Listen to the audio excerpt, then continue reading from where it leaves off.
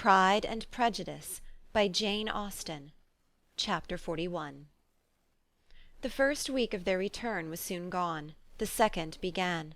It was the last of the regiment's stay in Meryton, and all the young ladies in the neighbourhood were drooping apace. The dejection was almost universal. The elder Miss Bennets alone were still able to eat, drink, and sleep, and pursue the usual course of their employments.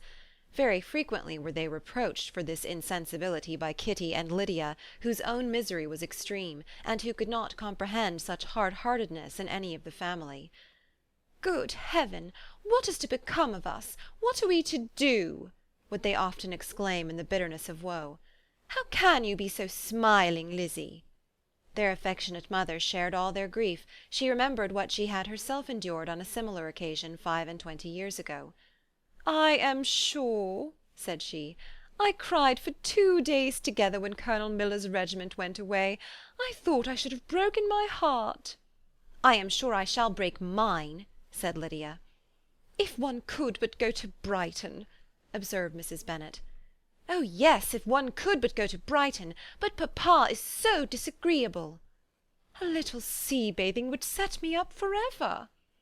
"And my aunt Phillips is sure it would do me a great deal of good," added Kitty. Such were the kind of lamentations resounding perpetually through Longbourn House. Elizabeth tried to be diverted by them, but all sense of pleasure was lost in shame. She felt anew the justice of Mr. Darcy's objections, and never had she been so much disposed to pardon his interference in the views of his friend. But the gloom of Lydia's prospect was shortly cleared away, for she received an invitation from Mrs. Forster, the wife of the colonel of the regiment, to accompany her to Brighton. This invaluable friend was a very young woman, and very lately married. A resemblance in good humour and good spirits had recommended her and Lydia to each other, and out of their 3 months' acquaintance they had been intimate 2. The rapture of Lydia on this occasion, her adoration of Mrs. Forster, the delight of Mrs. Bennet, and the mortification of Kitty, are scarcely to be described.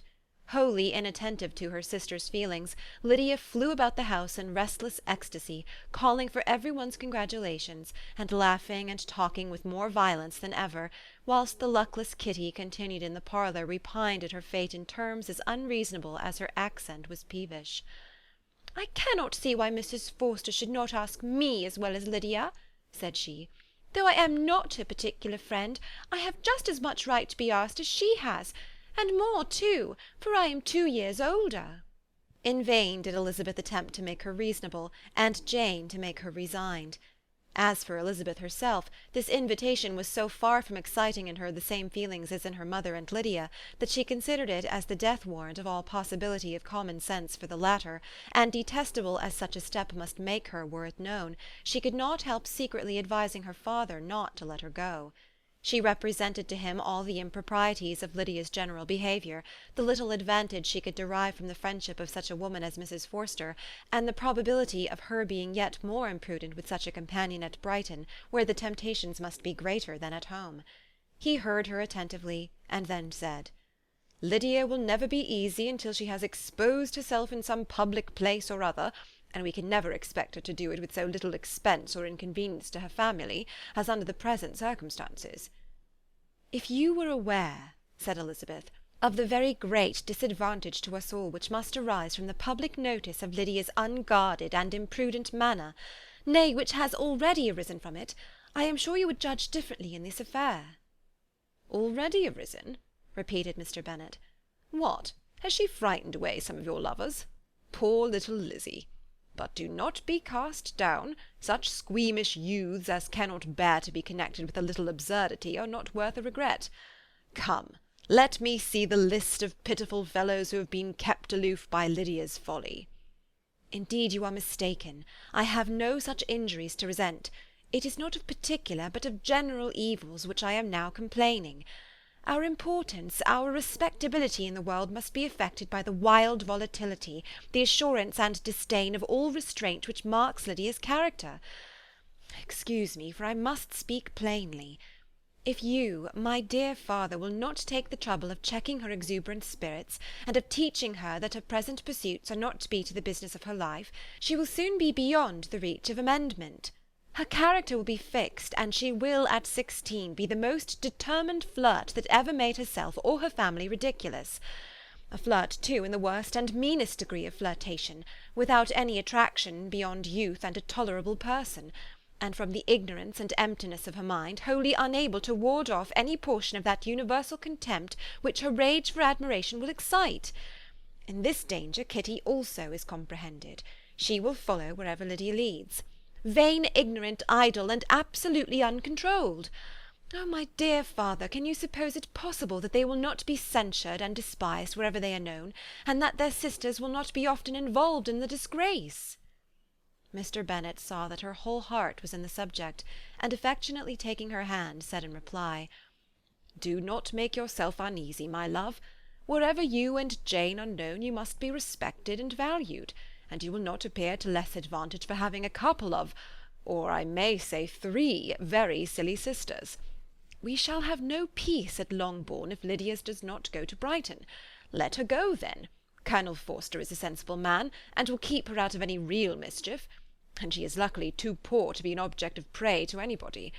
At Brighton she will be of less importance even as a common flirt than she has been here. The officers will find women better worth their notice. Let us hope, therefore, that her being there may teach her her own insignificance. At any rate, she cannot grow many degrees worse, without authorizing us to lock her up for the rest of her life." With this answer Elizabeth was forced to be content, but her own opinion continued the same, and she left him disappointed and sorry. It was not in her nature, however, to increase her vexations by dwelling on them. She was confident of having performed her duty, and to fret over unavoidable evils, or augment them by anxiety, was no part of her disposition. Had Lydia and her mother known the substance of her conference with her father, their indignation would hardly have found expression in their united volubility. In Lydia's imagination, a visit to Brighton comprised every possibility of earthly happiness. She saw with the creative eye of fancy the streets of that gay bathing-place covered with officers. She saw herself the object of attention to tens and scores of them at present unknown. She saw all the glories of the camp, its tents stretched forth in beauteous uniformity of lines, crowded with the young and the gay, and dazzling with scarlet. And to complete the view, she saw herself seated beneath a tent, tenderly flirting with at least 6 officers at once. Had she known her sister sought to tear her from such prospects and such realities as these, what would have been her sensations? They could have been only understood by her mother, who might have felt nearly the same. Lydia's going to Brighton was all that consoled her for her melancholy conviction of her husband's never intending to go there himself. But they were entirely ignorant of what had passed, and their raptures continued, with little intermission, to the very day of Lydia's leaving home. Elizabeth was now to see Mr. Wickham for the last time. Having been frequently in company with him since her return, agitation was pretty well over. The agitations of formal partiality entirely so. She had even learnt to detect, in the very gentleness which had first delighted her, an affectation and a sameness to disgust and weary. In his present behaviour to herself, moreover, she had a fresh source of displeasure, for the inclination he soon testified of renewing those intentions which had marked the early part of their acquaintance could only serve, after what had since passed, to provoke her.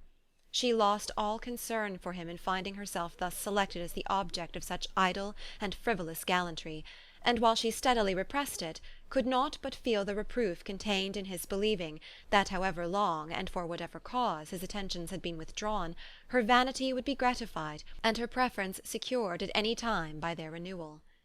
On the very last day of the regiment's remaining at Meryton, he dined with the other officers at Longbourn, and so little was Elizabeth disposed to part from him in good humour, that on his making some inquiry as to the manner in which her time had passed at Hunsford, she mentioned Colonel Fitzwilliam's and Mr. Darcy's having both spent 3 weeks at Rosings, and asked him if he was acquainted with the former. He looked surprised, displeased, alarmed, but with a moment's recollection and a returning smile, replied that he had formerly seen him often, and after observing that he was a very gentlemanlike man, asked her how she had liked him. Her answer was warmly in his favour. With an air of indifference he soon afterwards added, "How long did you say he was at Rosings?" "Nearly 3 weeks." "And you saw him frequently?" "Yes, almost every day." "His manners are very different from his cousin's?" "Yes, very different. But I think Mr. Darcy improves upon acquaintance." "Indeed! cried Mr. Wickham, with a look which did not escape her. "And pray, may I ask—" But checking himself, he added in a gayer tone, "Is it in address that he improves? Has he deigned to add aught of civility to his ordinary style? For I dare not hope," he continued in a lower and more serious tone, "that he is improved in essentials." "Oh no," said Elizabeth. "In essentials I believe he is very much what he ever was." While she spoke, Wickham looked as if scarcely knowing whether to rejoice over her words or to distrust their meaning. There was a something in her countenance which made him listen with an apprehensive and anxious attention, while she added, "When I said that he improved on acquaintance, I did not mean that his mind or his manners were in a state of improvement, but that from knowing him better, his disposition was better understood." Wickham's alarm now appeared in a heightened complexion and agitated look. For a few minutes he was silent, till, shaking off his embarrassment, he turned to her again, and said in the gentlest of accents, "You, who so well know my feeling towards Mr. Darcy, will readily comprehend how sincerely I must rejoice that he is wise enough to assume even the appearance of what is right. His pride in that direction may be of service, if not to himself, to many others, for it must only deter him from such foul misconduct as I have suffered by. I only fear that the sort of cautiousness to which you, I imagine, have been alluding, is merely adopted on his visits to his aunt, of whose good opinion and judgment he stands much in awe. His fear of her has always operated, I know, when they were together, and a good deal is to be imputed to his wish of forwarding the match with Mr. Berg, which I am certain he has very much at heart."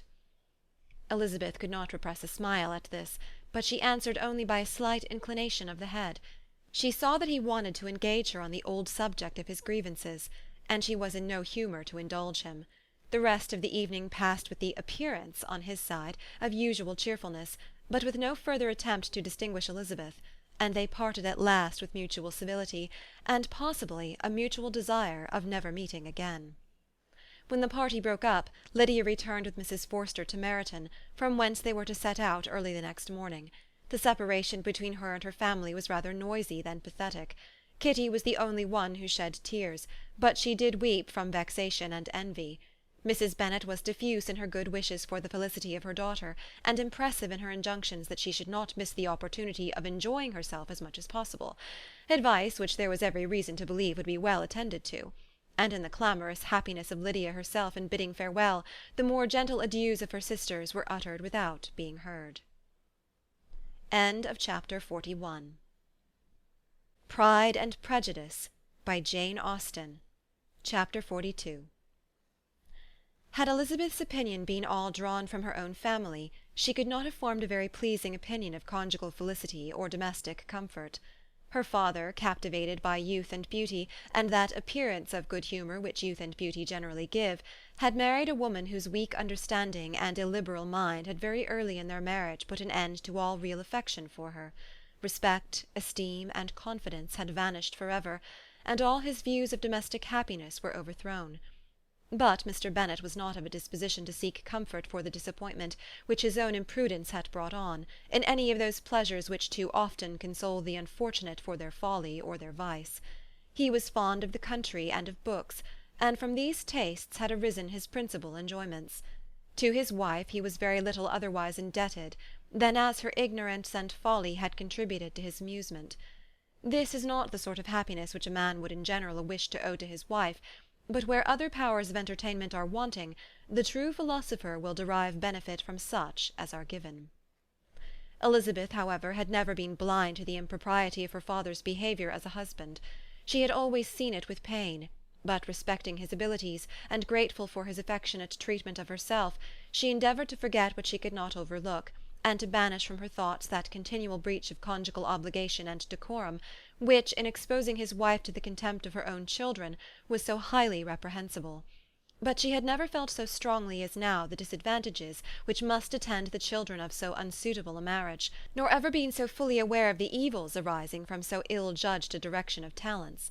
Talents which, rightly used, might at least have preserved the respectability of his daughters, even if incapable of enlarging the mind of his wife. When Elizabeth had rejoiced over Wickham's departure, she found little other cause for satisfaction in the loss of the regiment. Their parties abroad were less varied than before, and at home she had a mother and sister whose constant repinings at the dullness of everything around them threw a real gloom over their domestic circle. And though Kitty might in time regain her natural degree of sense, since the disturbers of her brain were removed, her other sister, from whose disposition greater evil might be apprehended, was likely to be hardened in all her folly and assurance by a situation of such double danger as a watering-place and a camp. Upon the whole, therefore, she found, what has been sometimes found before, that an event to which she had been looking forward with impatient desire did not, in taking place, bring all the satisfaction she had promised herself. It was consequently necessary to name some other period for the commencement of actual felicity, to have some other point on which her wishes and hopes might be fixed, and by again enjoying the pleasure of anticipation, console herself for the present, and prepare for another disappointment. Her tour to the Lakes was now the object of her happiest thoughts. It was the best consolation for all the uncomfortable hours which the discontentedness of her mother and Kitty made inevitable, and could she have included Jane in the scheme, every part of it would have been perfect. "But it is fortunate," thought she, "that I have something to wish for. Were the whole arrangement complete, my disappointment would be certain. But here, by carrying with me one ceaseless source of regret in my sister's absence, I may reasonably hope to have all my expectations of pleasure realized. A scheme of which every part promises delight can never be successful, and general disappointment is only warded off by the defence of some little peculiar vexation." When Lydia went away she promised to write very often and very minutely to her mother and Kitty, but her letters were always long expected and always very short. Those to her mother contained little else than that they were just returned from the library, where such and such officers had attended them, and where she had seen such beautiful ornaments as made her quite wild, that she had a new gown, or a new parasol, which she would have described more fully, but was obliged to leave off in a violent hurry, as Mrs. Forster called her, and they were going off to the camp. And from her correspondence with her sister there was still less to be learnt, for her letters to Kitty, though rather longer, were much too full of lines under the words to be made public. After the first fortnight or 3 weeks of her absence, health, good humour, and cheerfulness began to reappear at Longbourn. Everything wore a happier aspect. The families who had been in town for the winter came back again, and summer finery and summer engagements arose. Mrs. Bennet was restored to her usual querulous serenity, and by the middle of June Kitty was so much recovered as to be able to enter Meryton without tears, an event of such happy promise as to make Elizabeth hope that by the following Christmas she might be so tolerably reasonable as to not mention an officer above once a day, unless by some cruel and malicious arrangement at the War Office another regiment should be quartered in Meryton. The time fixed for the beginning of their northern tour was now fast approaching, and a fortnight only was wanting of it, when a letter arrived from Mrs. Gardiner, which at once delayed its commencement and curtailed its extent. Mr. Gardiner would be prevented by business from setting out till a fortnight later in July, and must be in London again within a month, and as that left too short a period for them to go so far and see so much as they had proposed, or at least to see it with the leisure and comfort they had built on, they were obliged to give up the Lakes, and substitute a more contracted tour, and according to the present plan were to go no farther northwards than Derbyshire. In that country there was enough to be seen to occupy the chief of their 3 weeks, and to Mrs. Gardiner it had a peculiarly strong attraction. The town where she had formerly passed some years of her life, and where they were now to spend a few days, was probably as great an object of her curiosity as all the celebrated beauties of Matlock, Chatsworth, Dovedale, or the Peak. Elizabeth was excessively disappointed. She had set her heart on seeing the Lakes, and still thought there might have been time enough. But it was her business to be satisfied, and certainly her temper to be happy, and all was soon right again. With the mention of Derbyshire there were many ideas connected. It was impossible for her to see the word without thinking of Pemberley and its owner. "But surely," said she, "I may enter his county without impunity, and rob it of a few petrified spars without his perceiving me." The period of expectation was now doubled. 4 weeks were to pass away before her uncle and aunt's arrival. But they did pass away, and Mr. and Mrs. Gardiner, with their 4 children, did at length appear at Longbourn. The children, 2 girls of 6 and 8 years old, and 2 younger boys, were to be left under the particular care of their cousin Jane, who was the general favourite, and whose steady sense and sweetness of temper exactly adapted her for attending to them in every way, teaching them, playing with them, and loving them. The Gardiners stayed only one night at Longbourn, and set off the next morning with Elizabeth in pursuit of novelty and amusement.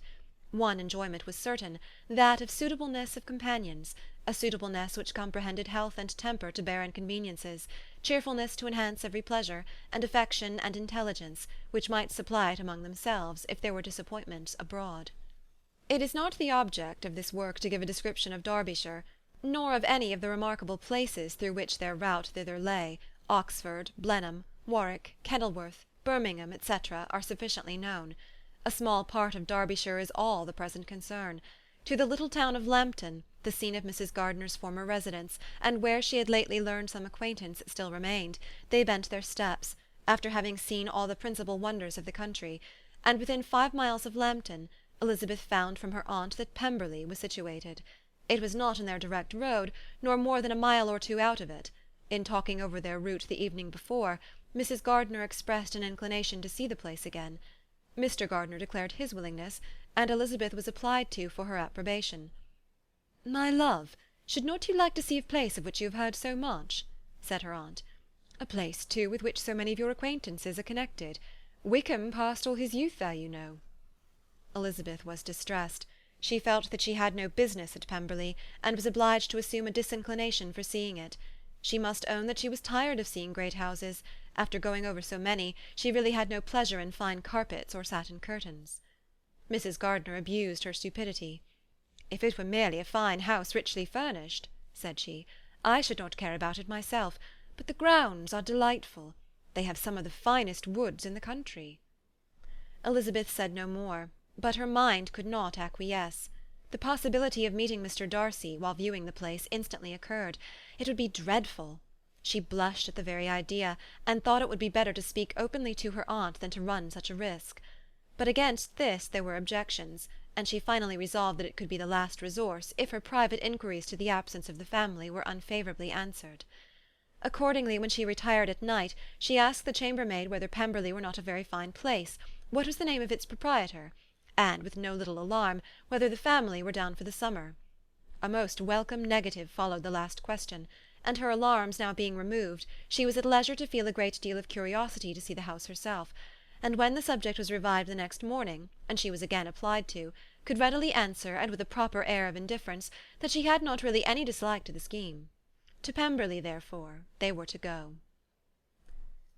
Chapter 42.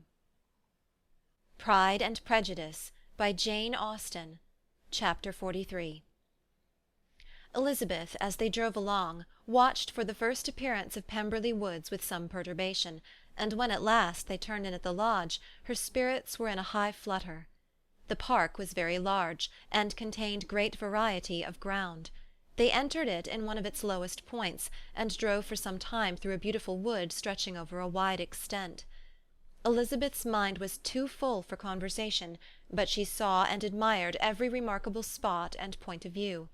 They gradually ascended for a half-mile, and then found themselves at the top of a considerable eminence, where the wood ceased, and the eye was instantly caught by Pemberley House, situated on the opposite side of a valley, into which the road with some abruptness wound. It was a large, handsome stone building, standing well on rising ground, and backed by a ridge of high woody hills, and in front a stream of some natural importance was swelled into greater, but without any artificial appearance. Its banks were neither formal nor falsely adorned. Elizabeth was delighted. She had never seen a place for which nature had done more, or where natural beauty had been so little counteracted by an awkward taste. They were all of them warm in their admiration, and at that moment she felt that to be mistress of Pemberley might be something. They descended the hill, crossed the bridge, and drove to the door, and while examining the nearer aspect of the house, all her apprehension of meeting its owner returned. She dreaded lest the chambermaid had been mistaken. On applying to see the place, they were admitted into the hall, and Elizabeth, as they waited for the housekeeper, had leisure to wonder at her being where she was. The housekeeper came, a respectable-looking elderly woman, much less fine and more civil than she had any notion of finding her. They followed her into the dining-parlour. It was a large, well-proportioned room, handsomely fitted up. Elizabeth, after slightly surveying it, went to a window to enjoy its prospect.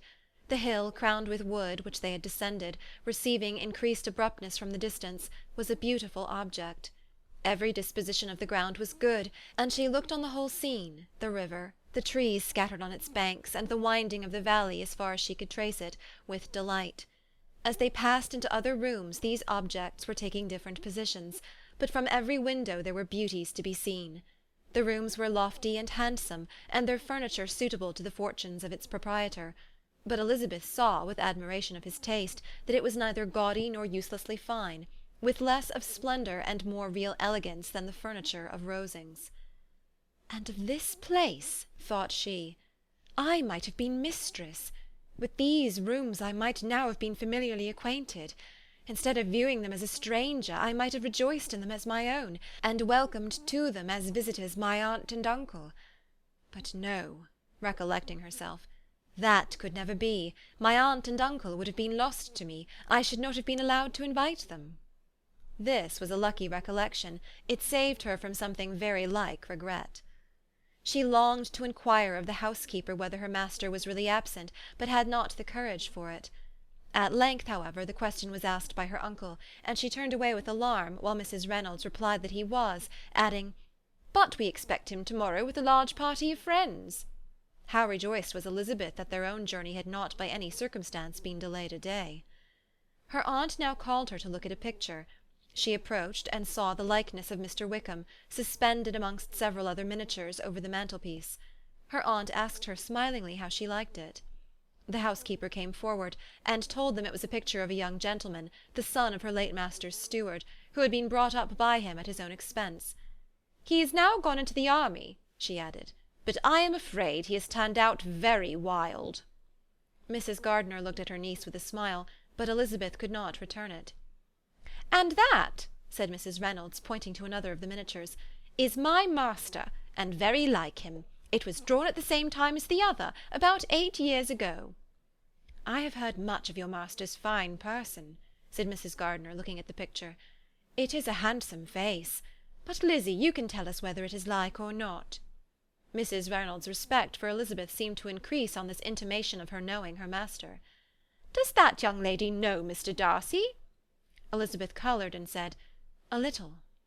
"And do you not think him a very handsome gentleman, ma'am?"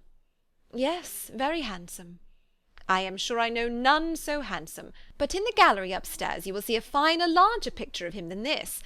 This room was my late master's favourite room, and these miniatures are just as they used to be then. He was very fond of them." This accounted to Elizabeth for Mr. Wickham's being among them.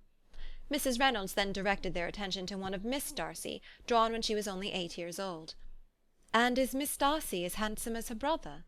said Mrs. Gardiner. "Oh, yes, the handsomest young lady that ever was seen, and so accomplished. She plays and sings all day long. In the next room is a new instrument just come down for her, a present from my master. She comes here to-morrow with him." Mr. Gardiner, whose manners were very easy and pleasant, encouraged her communicativeness by his questions and remarks. Mrs. Reynolds, either by pride or attachment, had evidently great pleasure in talking of her master and his sister.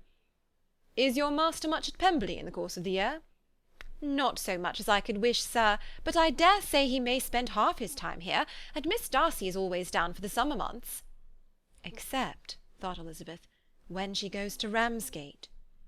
"If your master would marry, you might see more of him." "Yes, sir, but I do not know when that will be. I do not know who is good enough for him." Mr. and Mrs. Gardiner smiled. Elizabeth could not help saying, "It is very much to his credit, I am sure, that you should think so." "I say no more than the truth, and everybody will say that knows him," replied the other. Elizabeth thought this was going pretty far, and she listened with increasing astonishment as the housekeeper added, "I have never known a cross word from him in my life, and I have known him ever since he was 4 years old." This was praise, of all others most extraordinary, most opposite to her ideas. That he was not a good-tempered man had been her firmest opinion. Her keenest attention was awakened. She longed to hear more, and was grateful to her uncle for saying, "There are very few people of whom so much can be said. You are lucky in having such a master." "Yes, sir, I know I am. If I were to go through the world, I could not meet with a better. But I have always observed that they who are good-natured when children are good-natured when they grow up, and he was always the sweetest-tempered, most generous-hearted boy in the world." Elizabeth almost stared at her. "Can this be Mr. Darcy?" thought she. "His father was an excellent man," said Mrs. Gardiner. "Yes, ma'am, that he was indeed, and his son will be just like him, just as affable to the poor." Elizabeth listened, wondered, doubted, and was impatient for more. Mrs. Reynolds could interest her on no other point. She related the subjects of the pictures, the dimensions of the rooms, and the price of the furniture in vain. Mr. Gardiner, highly amused by the kind of family prejudice to which he attributed her excessive commendation of her master, soon led again to the subject, and she dwelt with energy on his many merits as they proceeded together up the great staircase. "He is the best landlord and the best master," said she, "that ever lived. Not like the wild young men nowadays who think of nothing but themselves. There is not one of his tenants or servants but will give him a good name. Some people call him proud, but I am sure I never saw anything of it. To my fancy it is only because he does not rattle away like other young men." "In what an amiable light does this place him!" thought Elizabeth. "This fine account of him," whispered her aunt as they walked, "is not quite consistent with his behaviour to our poor friend." "Perhaps we might be deceived." "That is not very likely. Our authority was too good." On reaching the spacious lobby above, they were shown into a very pretty sitting-room, lately fitted up with greater elegance and lightness than the apartments below, and were informed that it was but just done to give pleasure to Miss Darcy, who had taken a liking to the room when last at Pemberley. "He is certainly a good brother," said Elizabeth as she walked towards one of the windows. Mrs. Reynolds anticipated Miss Darcy's delight when she should enter the room. "And this is always the way with him," she added. "Whatever can give his sister any pleasure is sure to be done in a moment. There is nothing he would not do for her." The picture gallery, and 2 or 3 of the principal bedrooms, were all that remained to be shown. In the former were many good paintings, but Elizabeth knew nothing of the art, and from such as had been already visible below, she had willingly turned to look at some drawings of Miss Darcy's, in crayons, whose subjects were usually more interesting, and also more intelligible. In the gallery there were many family portraits, but they could have little to fix the attention of a stranger. Elizabeth walked in quest of the only face whose features would be known to her. At last it arrested her, and she beheld a striking resemblance to Mr. Darcy, with such a smile over the face as she remembered to have sometimes seen when he looked at her. She stood several minutes before the picture in earnest contemplation, and returned to it again before they quitted the gallery. Mrs. Reynolds informed them that it had been taken in his father's lifetime. There was certainly at this moment in Elizabeth's mind a more gentle sensation towards the original than she had ever felt at the height of their acquaintance. The commendation bestowed on him by Mrs. Reynolds was of no trifling nature. What praise is more valuable than the praise of an intelligent servant? As a brother, a landlord, a master, she considered how many people's happiness were in his guardianship, how much of pleasure or pain was it in his power to bestow, how much of good or evil must be done by him. Every idea that had been brought forward by the housekeeper was favourable to his character, and as she stood before the canvas on which he was represented, and fixed his eyes upon herself, she thought of his regard with a deeper sentiment of gratitude than it had ever raised before. She remembered its warmth, and softened its impropriety of expression. When all of the house that was open to general inspection had been seen, they returned downstairs, and taking leave of the housekeeper, were consigned over to the gardener, who met them at the hall door. As they walked across the hall towards the river, Elizabeth turned back to look again. Her aunt and uncle stopped also, and while the former was conjecturing as to the date of the building, the owner of it himself suddenly came forward from the road, which led behind it to the stables. They were within 20 yards of each other, and so abrupt was his appearance that it was impossible to avoid his sight. Their eyes instantly met, and the cheeks of both were overspread with the deepest blush. He absolutely stared, and for a moment seemed immovable from surprise, but shortly recovering himself, advanced toward the party, and spoke to Elizabeth, if not in terms of perfect composure, at least of perfect civility. She had instinctively turned away, but stopping on his approach, received his compliments with an embarrassment impossible to be overcome.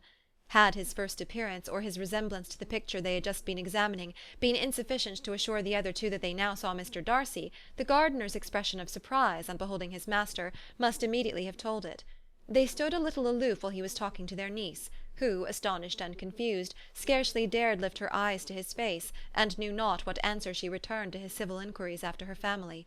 Amazed at the alteration of his manner since they last parted, every sentence that he uttered was increasing her embarrassment, and every idea of the impropriety of her being found there recurring to her mind, the few minutes in which they continued were some of the most uncomfortable in her life. Nor did he seem much more at ease. When he spoke, his accent had none of its usual sedateness, and he repeated his inquiries as to the time of her having left Longbourn, and of her having stayed in Derbyshire, so often, and in so hurried a way, as plainly spoke the distraction of his thoughts. At length every idea seemed to fail him, and after standing a few moments without saying a word, he suddenly recollected himself, and took leave. The others then joined her, and expressed admiration of his figure, but Elizabeth heard not a word, and wholly engrossed by her own feelings, followed them in silence. She was overpowered by shame and vexation. Her coming there was the most unfortunate, the most ill-judged thing in the world. How strange it must appear to him! And what a disgraceful light might it not strike so vain a man! It might seem as if she had purposely thrown herself in his way again. Oh, why did she come? Or why did he thus come a day before he was expected? Had they been only 10 minutes sooner, they should have been beyond the reach of his discrimination, for it was plain that he was that moment arrived, that moment alighted from his horse or his carriage. She blushed again and again over the perverseness of the meeting. And his behaviour, so strikingly altered, what could it mean? That he should even speak to her was amazing, but to speak with such civility, to inquire after her family! Never in her life had she seen his manners so little dignified, never had he spoken with such gentleness as on this unexpected meeting. What a contrast did it offer to his last address in Rosings Park, when he put his letter into her hand! She knew not what to think, or how to account for it. They had now entered a beautiful walk by the side of the water, and every step was bringing forward a nobler fall of ground, or a finer reach of the woods to which they were approaching. But it was some time before Elizabeth was sensible of any of it, and though she answered mechanically to the repeated appeals of her aunt and uncle, and seemed to direct her eyes to such objects as they pointed out, she distinguished no part of the scene. Her thoughts were all fixed on that one spot of Pemberley House, whichever it might be, where Mr. Darcy then was. She longed to know what at the moment was passing in his mind, in what manner he thought of her, and whether, in defiance of everything, she was still dear to him. Perhaps he had been civil only because he felt himself at ease, yet there had been that in his voice which was not like ease. Whether he had felt more of pain or of pleasure in seeing her she could not tell, but he certainly had not seen her with composure. At length, however, the remarks of her companions on her absence of mind aroused her, and she felt the necessity of appearing more like herself. They entered the woods, and bidding adieu to the river for a while, ascended some of the higher grounds, when in spots where the opening of the trees gave the eye power to wander were many charming views of the valley, the opposite hills, with the long range of woods overspreading many, and occasionally part of the stream. Mr. Gardiner expressed a wish of going round the whole park, but feared it might be beyond a walk. With a triumphant smile they were told that it was 10 miles round. It settled the matter, and they pursued the accustomed circuit, which brought them again after some time in a descent among hanging woods, to the edge of the water, and one of its narrowest parts. They crossed it by a simple bridge, in character with the general air of the scene. It was a spot less adorned than any they had yet visited, and the valley, here contracted into a glen, allowed room only for the stream, and a narrow walk amidst the rough coppice wood which bordered it. Elizabeth longed to explore its windings, but when they had crossed the bridge, and perceived their distance from the house, Mrs. Gardiner, who was not a great walker, could go no further, and thought only of returning to the carriage as quickly as possible. Her niece was therefore obliged to submit, and they took their way towards the house on the opposite side of the river, in the nearest direction. But their progress was slow, for Mr. Gardiner, though seldom able to indulge the taste, was very fond of fishing, and was so much engaged in watching the occasional appearance of some trout in the water, and talking to the man about them, that he advanced but little. Whilst wandering on in this slow manner, they were again surprised, and Elizabeth's astonishment was quite equal to what it had been at first, by the sight of Mr. Darcy approaching them, and at no great distance. The walk being here less sheltered than on the other side, allowed them to see him before they met. Elizabeth, however astonished, was at least more prepared for an interview than before, and resolved to appear and to speak with calmness, if he really intended to meet them. For a few moments, indeed, she felt that he would probably strike into some other path. The idea lasted while the turning in the walk concealed him from their view. The turning past, he was immediately before them. With a glance she saw that he had lost none of his recent civility, and to imitate his politeness, she began, as they met, to admire the beauty of the place.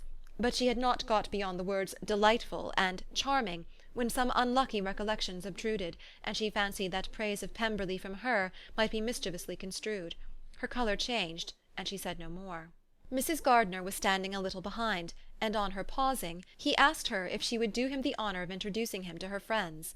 This was a stroke of civility for which she was quite unprepared, and could hardly suppress a smile at his being now seeking the acquaintance of some of those very people against whom his pride had revolted in his offer to herself.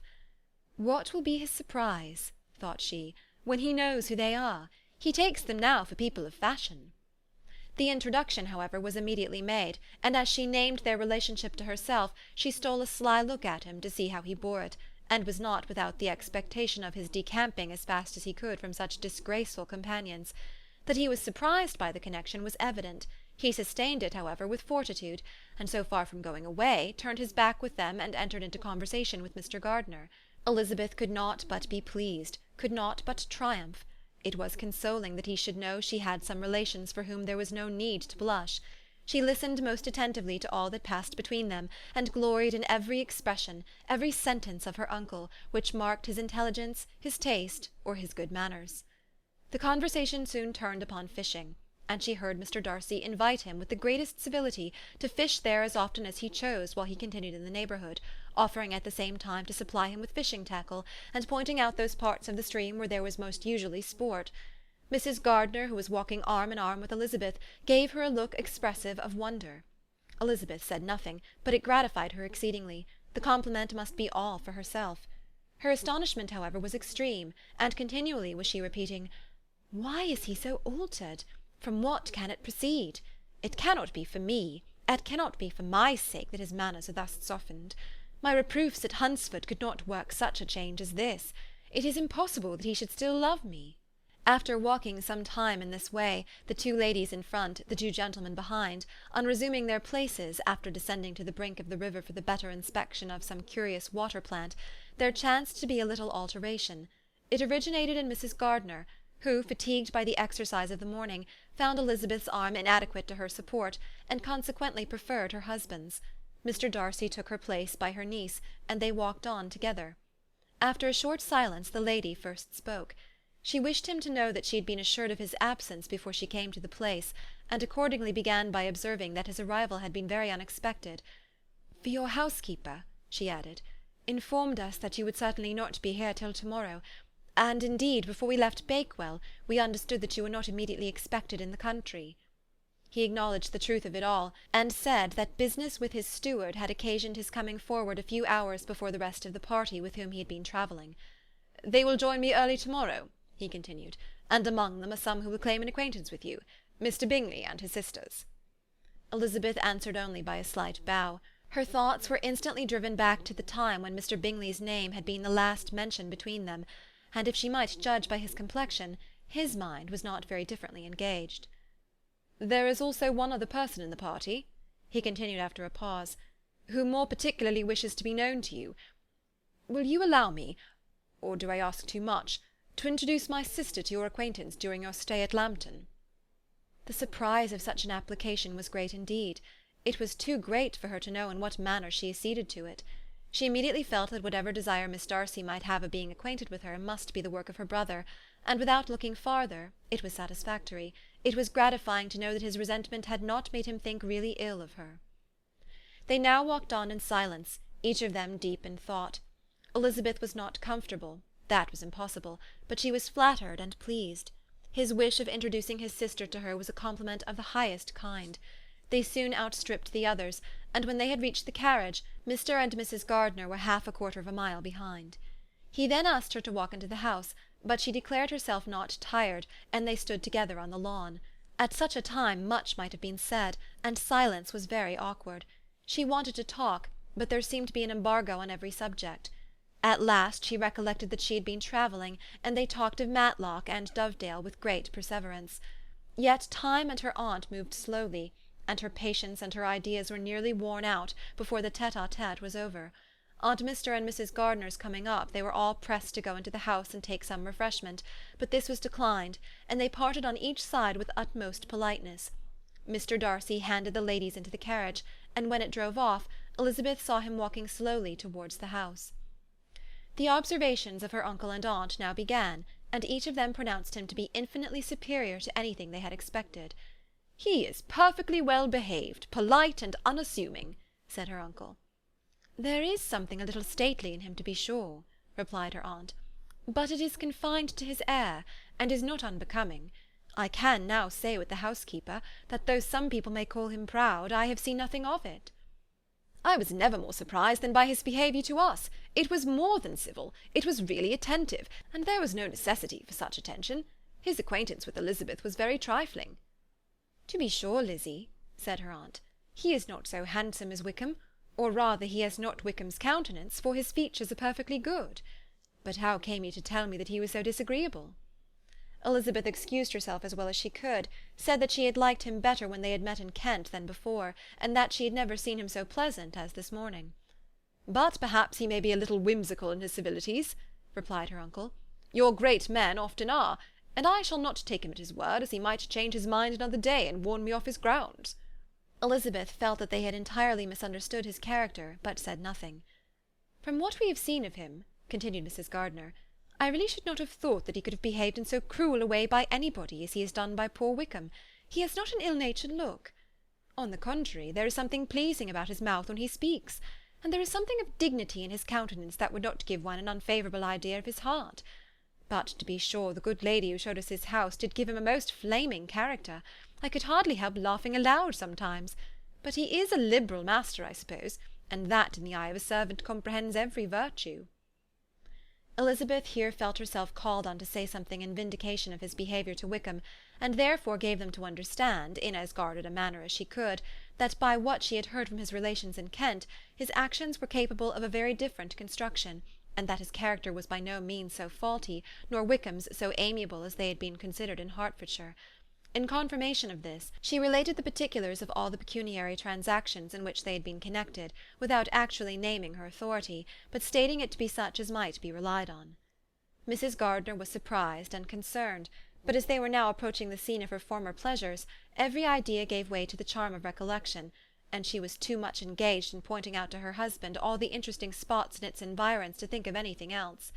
Fatigued as she had been by the morning's walk, they had no sooner dined than she set off again in quest of her former acquaintance, and the evening was spent in the satisfactions of an intercourse renewed after many years' discontinuance. The occurrences of the day were too full of interest to leave Elizabeth much attention for any of these new friends, and she could do nothing but think, and think with wonder, of Mr. Darcy's civility, and above all, of his wishing her to be acquainted with his sister. Chapter 43. Pride and Prejudice, by Jane Austen. Chapter 44. Elizabeth had settled it that Mr. Darcy would bring his sister to visit her the very day after her reaching Pemberley, and was consequently resolved not to be out of sight of the inn the whole of that morning. But her conclusion was false, for on the very morning after their arrival at Lambton these visitors came. They had been walking about the place with some of their new friends, and were just returning to the inn to dress themselves for dining with the same family, when the sound of a carriage drew them to the window, and they saw a gentleman and a lady in a curricle driving up the street. Elizabeth, immediately recognizing the livery, guessed what it meant, and imparted no small degree of her surprise to her relations by acquainting them with the honour which she expected. Her uncle and aunt were all amazement, and the embarrassment of her manner as she spoke, joined to the circumstance itself, and many of the circumstances of the preceding day, opened to them a new idea on the business. Nothing had ever suggested it before, but they felt that there was no other way of accounting for such attentions from such a quarter than by supposing a partiality for their niece. While these newly born notions were passing in their heads, the perturbation of Elizabeth's feelings was at every moment increasing.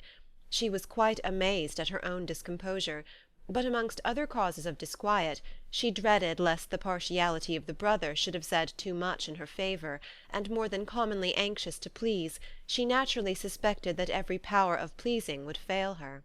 She retreated from the window, fearful of being seen, and as she walked up and down the room, endeavouring to compose herself, saw such looks of inquiring surprise in her uncle and aunt as made everything worse. Miss Darcy and her brother appeared, and this formidable introduction took place. With astonishment did Elizabeth see that her new acquaintance was at least as much embarrassed as herself. Since her being at Lambton, she had heard that Miss Darcy was exceedingly proud, but the observation of a very few minutes convinced her that she was only exceedingly shy. She found it difficult to obtain even a word from her beyond a monosyllable. Miss Darcy was tall, and on a larger scale than Elizabeth, and though little more than 16, her figure was formed and her appearance womanly and graceful. She was less handsome than her brother, but there was sense and good humour in her face, and her manners were perfectly unassuming and gentle. Elizabeth, who had expected to find in her as acute and unembarrassed an observer as ever Mr. Darcy had been, was much relieved by discerning such different feelings. They had not long been together before Mr. Darcy told her that Bingley was also coming to wait on her, and she had barely time to express her satisfaction and prepare for such a visitor, when Bingley's quick step was heard on the stairs, and in a moment he entered the room. All Elizabeth's anger against him had been long done away, but had she still felt any, it could hardly have stood its ground against the unaffected cordiality with which he expressed himself on seeing her again. He inquired in a friendly, though general way, after her family, and looked and spoke with the same good-humoured ease that he had ever done. To Mr. and Mrs. Gardiner he was scarcely a less interesting personage than to herself. They had long wished to see him. The whole party before them, indeed, excited a lively attention. The suspicions which had just arisen of Mr. Darcy and their niece directed their observation towards each with an earnest though guarded inquiry, and they soon drew from those inquiries the full conviction that one of them at least knew what it was to love. Of the ladies' sensations they remained a little in doubt, but that the gentleman was overflowing with admiration was evident enough. Elizabeth, on her side, had much to do. She wanted to ascertain the feelings of each of her visitors, she wanted to compose her own, and to make herself agreeable to all, and in the latter object, where she feared most to fail, she was most sure of success, for those to whom she endeavoured to give pleasure were prepossessed in her favour. Bingley was ready, Georgiana was eager, and Darcy determined to be pleased. In seeing Bingley, her thoughts naturally flew to her sister, and oh, how ardently did she long to know whether any of his were directed in a like manner. Sometimes she could fancy that he talked less than on former occasions, and once or twice pleased herself with the notion that, as he looked at her, he was trying to trace a resemblance. But though this might be imaginary, she could not be deceived as to his behaviour to Miss Darcy, who had been set up as a rival to Jane. No look appeared on either side that spoke particular regard. Nothing occurred between them that could justify the hopes of his sister. On this point she was soon satisfied, and 2 or 3 little circumstances occurred ere they parted, which in her anxious interpretation denoted a recollection of Jane not untinctured by tenderness, and a wish of saying more that might lead to the mention of her, had he dared. He observed to her at a moment when the others were talking together, and in a tone which had something of real regret, that "it was a very long time since he had had the pleasure of seeing her," and before she could reply he added, "It is above 8 months. We have not met since the 26th of November, when we were all dancing together at Netherfield." Elizabeth was pleased to find his memory so exact, and he afterwards took occasion to ask her, when unattended to by any of the rest, whether all her sisters were at Longbourn. There was not much in the question, nor in the preceding remark, but there was a look and a manner which gave them meaning. It was not often that she could turn her eyes on Mr. Darcy himself, but whenever she did catch a glimpse, she saw an expression of general complacence, and in all that he said she heard an accent so removed from hauteur or disdain of his companions, as convinced her that the improvement of manners which she had yesterday witnessed, however temporary its existence might prove, had at least outlived one day. When she saw him thus seeking the acquaintance and courting the good opinion of people with whom any intercourse a few months ago would have been a disgrace, when she saw him thus civil, not only to herself, but to the very relations whom he had openly disdained, and recollected their last lively scene in Hunsford Parsonage, the difference, the change, was so great, and struck so forcibly on her mind, that she could hardly restrain her astonishment from being visible. Never, even in the company of his dear friends at Netherfield, or his dignified relations at Rosings, had she seen him so desirous to please, so free from self-consequence or unbending reserve, as now, when no importance could result from the success of his endeavours, and when even the acquaintance of those to whom his attentions were addressed would draw down the ridicule and censure of the ladies both of Netherfield and Rosings. Their visitors stayed with them above half an hour, and when they arose to depart, Mr. Darcy called on his sister to join him in expressing their wish of seeing Mr. and Mrs. Gardiner and Miss Bennet to dinner at Pemberley before they left the country. Miss Darcy, though with a diffidence which marked her little in the habit of giving invitations, readily obeyed. Mrs. Gardiner looked at her niece, desirous of knowing how she, whom the invitation most concerned, felt disposed as to its acceptance, but Elizabeth had turned away her head. Presuming, however, that this studied avoidance spoke rather a momentary embarrassment than any dislike of the proposal, and seeing in her husband, who was fond of society, a perfect willingness to accept it, she ventured to engage for their attendance, and the day after the next was fixed on. Bingley expressed great pleasure in the certainty of seeing Elizabeth again, having still a great deal to say to her, and many inquiries to make after all their Hertfordshire friends. Elizabeth, construing all this into a wish of hearing her speak of her sister, was pleased, and on this account, as well as some others, found herself, when their visitors left them, capable of considering the last half-hour with some satisfaction, though while it was passing, the enjoyment of it had been little. Eager to be alone, and fearful of inquiries or hints from her uncle and aunt, she stayed with them only long enough to hear their favourable opinion of Bingley, and then hurried away to dress. But she had no reason to fear Mr. and Mrs. Gardiner's curiosity.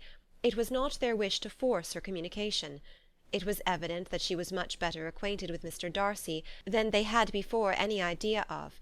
It was evident that he was very much in love with her. They saw much to interest, but nothing to justify inquiry. Of Mr. Darcy it was now a matter of anxiety to think well, and as far as their acquaintance reached, there was no fault to find. They could not be untouched by his politeness, and had they drawn his character from their own feelings and his servant's report, without any reference to any other account, the circle in Hertfordshire to which he was known would not have recognized it for Mr. Darcy. There was now an interest, however, in believing the housekeeper, and they soon became sensible that the authority of a servant who had known him since he was 4 years old, and whose own manners indicated respectability, was not to be hastily rejected. Neither had anything occurred in the intelligence of their Lambton friends that could materially lessen its weight. They had nothing to accuse him of but pride. Pride he probably had, and if not, it would certainly be imputed by the inhabitants of a small market town where the family did not visit. It was acknowledged, however, that he was a liberal man, and did much good among the poor.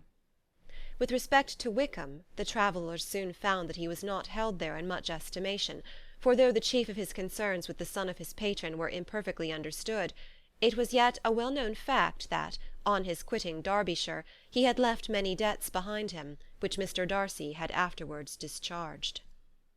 As for Elizabeth, her thoughts were at Pemberley this evening more than the last, and the evening, though as it passed it seemed long, was not long enough to determine her feelings towards one in that mansion, and she lay awake 2 whole hours endeavouring to make them out. She certainly did not hate them. No, hatred had vanished long ago, and she had almost as long been ashamed of ever feeling a dislike against him that could be so called. The respect created by the conviction of his valuable qualities, though at first unwillingly admitted, had for some time ceased to be repugnant to her feeling, and it was now heightened into somewhat of a friendlier nature, by the testimony so highly in his favour, and bringing forward his disposition in so amiable a light, which yesterday had produced. But above all, above respect and esteem, there was a motive within her of goodwill which could not be overlooked. It was gratitude. Gratitude not merely for having once loved her, but for loving her still well enough to forgive all the petulance and acrimony of her manner in rejecting him, and all the unjust accusations accompanying her rejection. He, who, she had been persuaded, would avoid her as his greatest enemy, seemed, on this accidental meeting, most eager to preserve the acquaintance, and without any indelicate display of regard, or any peculiarity of manner, where their 2 selves only were concerned, was soliciting the good opinion of her friends, and bent on making her known to his sister. Such a change in a man of so much pride exciting not only astonishment but gratitude, for to love, ardent love, it must be attributed, and as such its impression on her was of a sort to be encouraged, as by no means unpleasing, though it could not be exactly defined. She respected, she esteemed, she was grateful to him, she felt a real interest in his welfare, and she only wanted to know how far she wished that welfare to depend upon herself, and how far it would be for the happiness of both that she should employ the power, which her fancy told her she still possessed, of bringing on her the renewal of his addresses. It had been settled in the evening between the aunt and the niece that such a striking civility as Miss Darcy's in coming to see them on the very day of her arrival at Pemberley, for she had reached it only to a late breakfast, ought to be imitated, though it could not be equalled, by some exertion of politeness on their side, and consequently that it would be highly expedient to wait on her at Pemberley the following morning. They were therefore to go. Elizabeth was pleased, though when she asked herself the reason, she had very little to say in reply. Mr. Gardiner left them soon after breakfast. The fishing scheme had been renewed the day before, and a positive engagement made of his meeting some of the gentlemen at Pemberley before noon. End of Chapter 44. Pride and Prejudice by Jane Austen. Chapter 45. Convinced as Elizabeth now was that Miss Bingley's dislike of her had originated in jealousy, she could not help feeling how unwelcome her appearance at Pemberley must be to her, and was curious to know with how much civility on that lady's side the acquaintance would now be renewed. On reaching the house, they were shown through the hall into the saloon, whose northern aspect rendered it delightful for summer. Its windows, opening to the ground, admitted a most refreshing view of the high woody hills behind the house, and of the beautiful oaks and Spanish chestnuts which were scattered over the intermediate lawn. In this house they were received by Miss Darcy, who was sitting there with Mrs. Hurst and Miss Bingley, and the lady with whom she lived in London. Georgiana's reception of them was very civil, but attended with all the embarrassment which, though proceeding from shyness and the fear of doing wrong, would easily give to those who felt themselves inferior the belief of her being proud and reserved. Mrs. Gardiner and her niece, however, did her justice, and pitied her. By Mrs. Hurst and Miss Bingley they were noticed only by a curtsy, and on their being seated, a pause, awkward as such pauses must always be, succeeded for a few moments. It was first broken by Mrs. Annesley, a genteel, agreeable-looking woman, whose endeavour to introduce some kind of discourse proved her to be more truly well-bred than either of the others, and between her and Mrs. Gardiner, with occasional help from Elizabeth, the conversation was carried on. Miss Darcy looked as if she wished for courage enough to join in it, and sometimes did venture a short sentence when there was least danger of its being heard. Elizabeth soon saw that she was herself closely watched by Miss Bingley, and that she could not speak a word, especially to Miss Darcy, without calling her attention. This observation would not have prevented her from trying to talk to the latter, had they not been seated at an inconvenient distance, but she was not sorry to be spared the necessity of saying much. Her own thoughts were employing her. She expected every moment that some of the gentlemen would enter the room. She wished, she feared that the master of the house might be amongst them, and whether she wished or feared it most, she could scarcely determine. After sitting in this manner a quarter of an hour without hearing Miss Bingley's voice, Elizabeth was roused by receiving from her a cold inquiry after the health of her family. She answered with equal indifference and brevity, and the others said no more. The next variation which their visit afforded was produced by the entrance of servants with cold meat, cake, and a variety of all the finest fruits in season, but this did not take place till after many a significant look and smile from Mrs. Annesley to Miss Darcy had been given, to remind her of her post. There was now employment for the whole party, for though they could not all talk, they could all eat, and the beautiful pyramids of grapes, nectarines, and peaches soon collected them round the table. While thus engaged, Elizabeth had a fair opportunity of deciding whether she most feared or wished for the appearance of Mr. Darcy, by the feelings which prevailed on his entering the room, and then, though but a moment before she had believed her wishes to predominate, she began to regret that he came. He had been some time with Mr. Gardiner, who, with 2 or 3 other gentlemen from the house, was engaged by the river, and had left him only on learning that the ladies of the family intended a visit to Georgiana that morning. No sooner did he appear than Elizabeth wisely resolved to be perfectly easy and unembarrassed, a resolution the more necessary to be made, but perhaps not the more easily kept, because she saw that the suspicions of the whole party were awakened against them, and that there was scarcely an eye which did not watch his behaviour when he first came into the room. In no countenance was attentive curiosity so strongly marked as in Miss Bingley's, in spite of the smiles which overspread her face whenever she spoke to one of its objects, for jealousy had not yet made her desperate, and her attentions to Mr. Darcy were by no means over.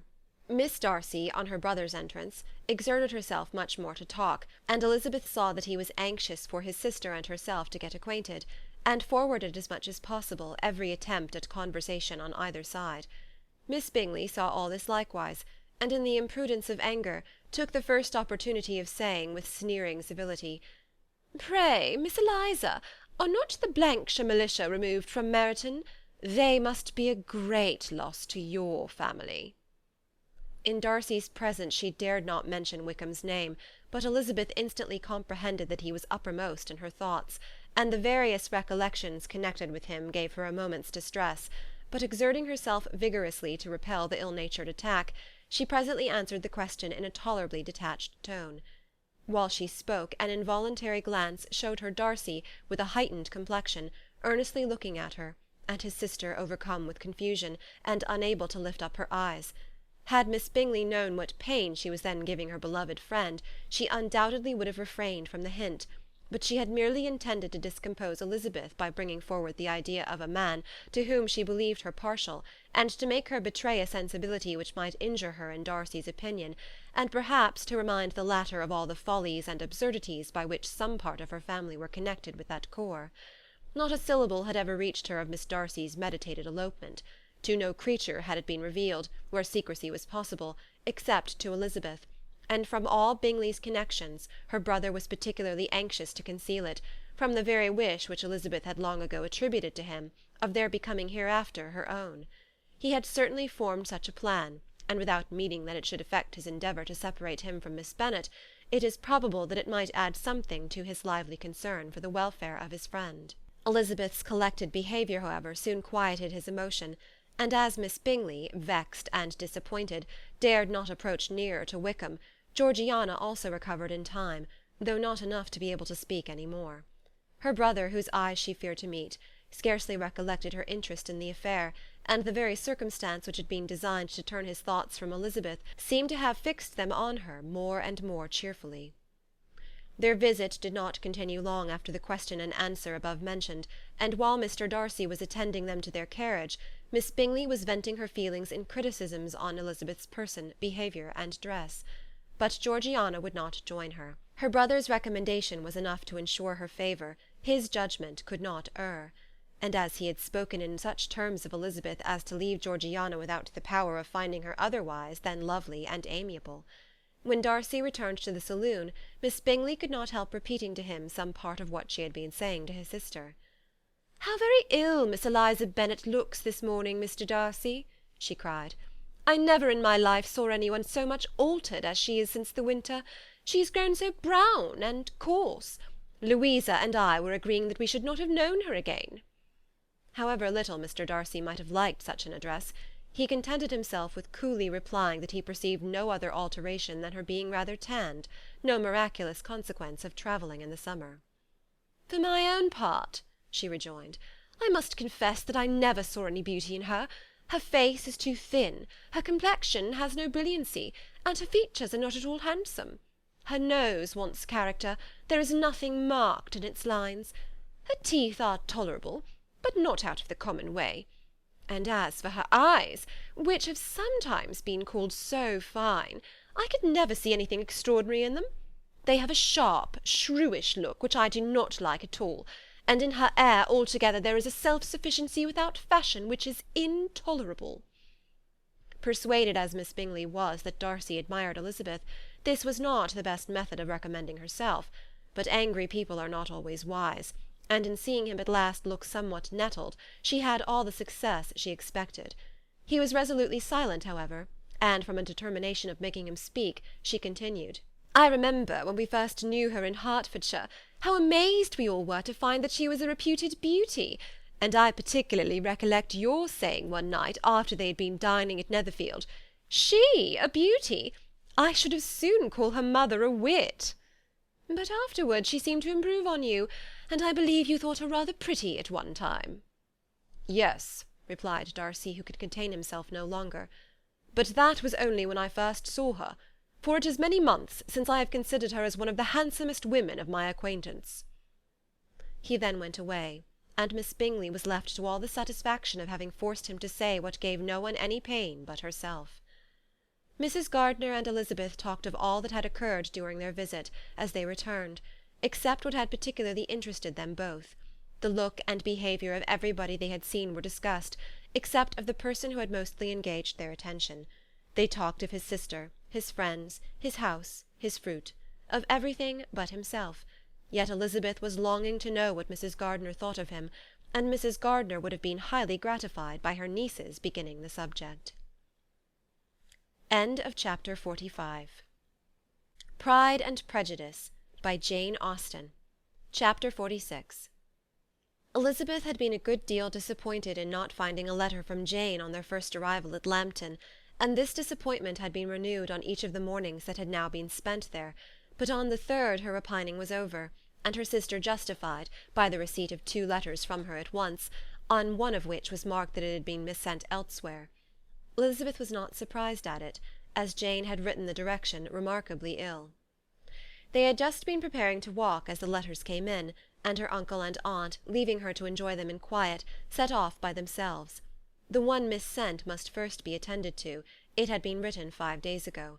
The beginning contained an account of all their little parties and engagements, with such news as the country afforded, but the latter half, which was dated a day later, and written in evident agitation, gave more important intelligence. It was to this effect: "Since writing the above, dearest Lizzie, something has occurred of a most unexpected and serious nature, but I am afraid of alarming you.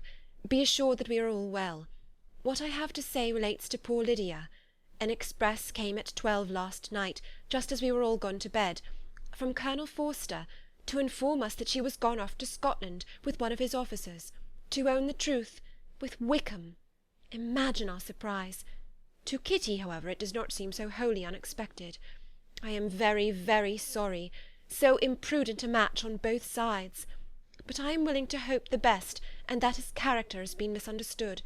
Thoughtless and indiscreet, I can easily believe him, but this step, and let us rejoice over it, marks nothing bad at heart. His choice is disinterested at least, for he must know my father can give her nothing. Our poor mother is sadly grieved. My father bears it better. How thankful am I that we never let them know what has been said against him. We must forget it ourselves. They were off Saturday night about 12, as is conjectured, but were not missed till yesterday morning at 8. The express was sent off directly.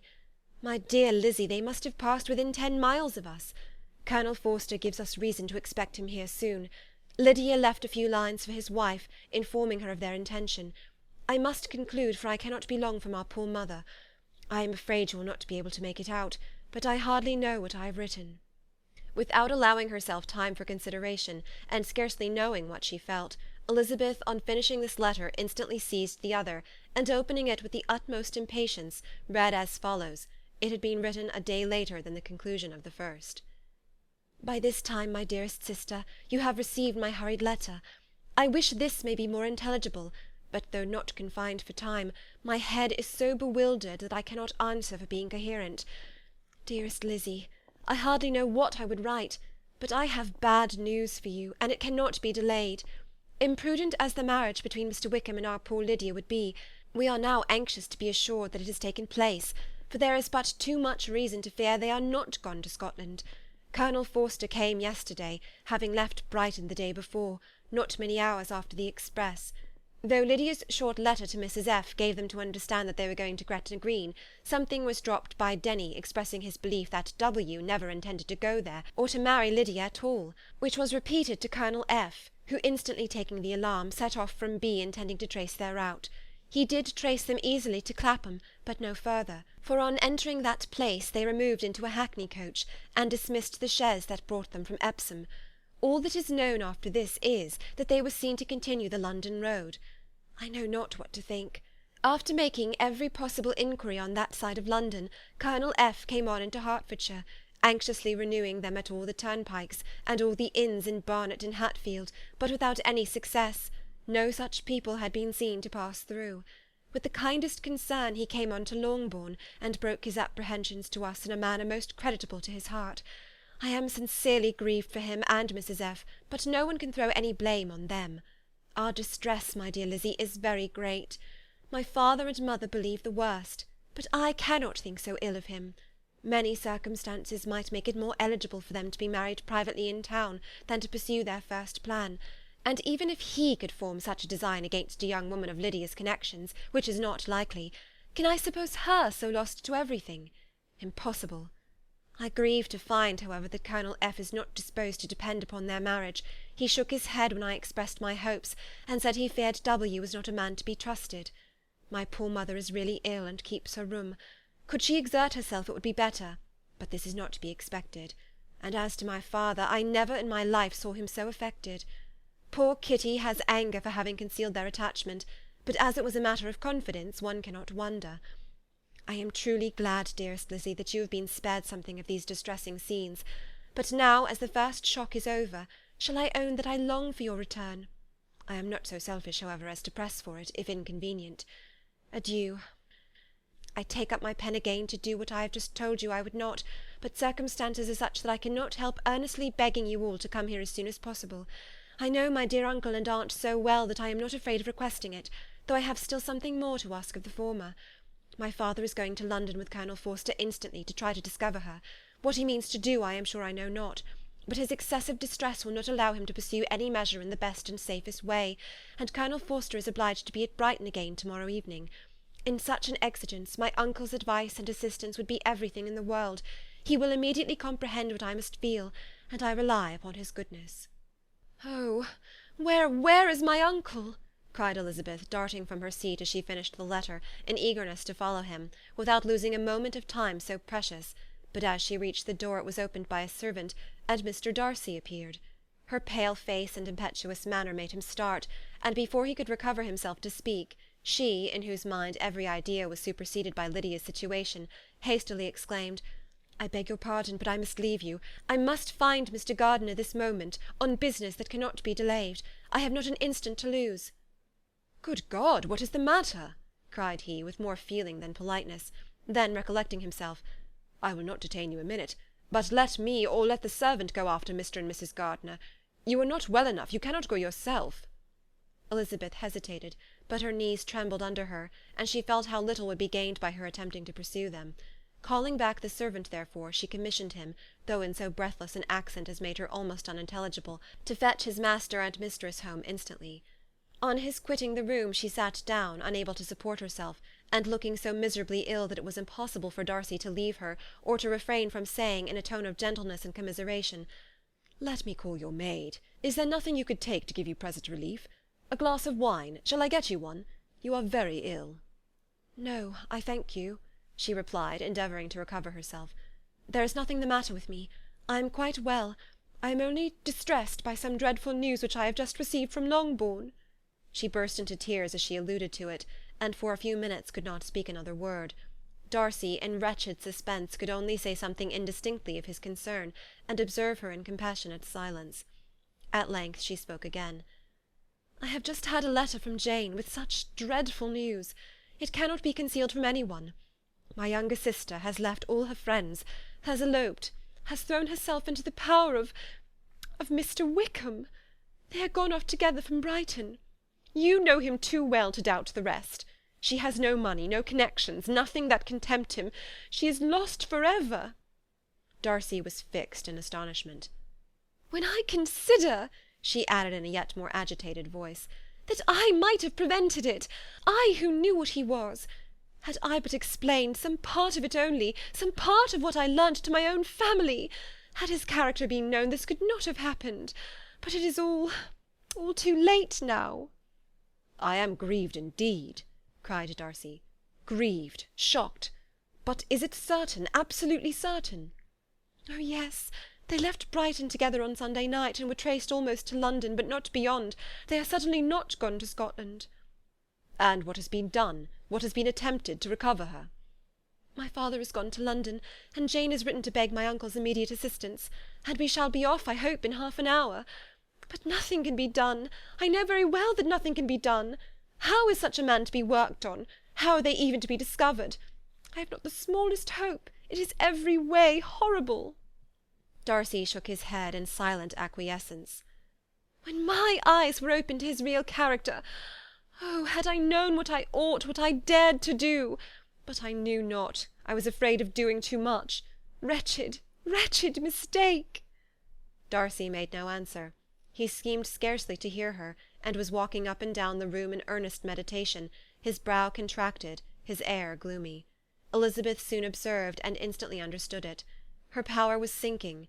Everything must sink under such a proof of family weakness, such an assurance of the deepest disgrace.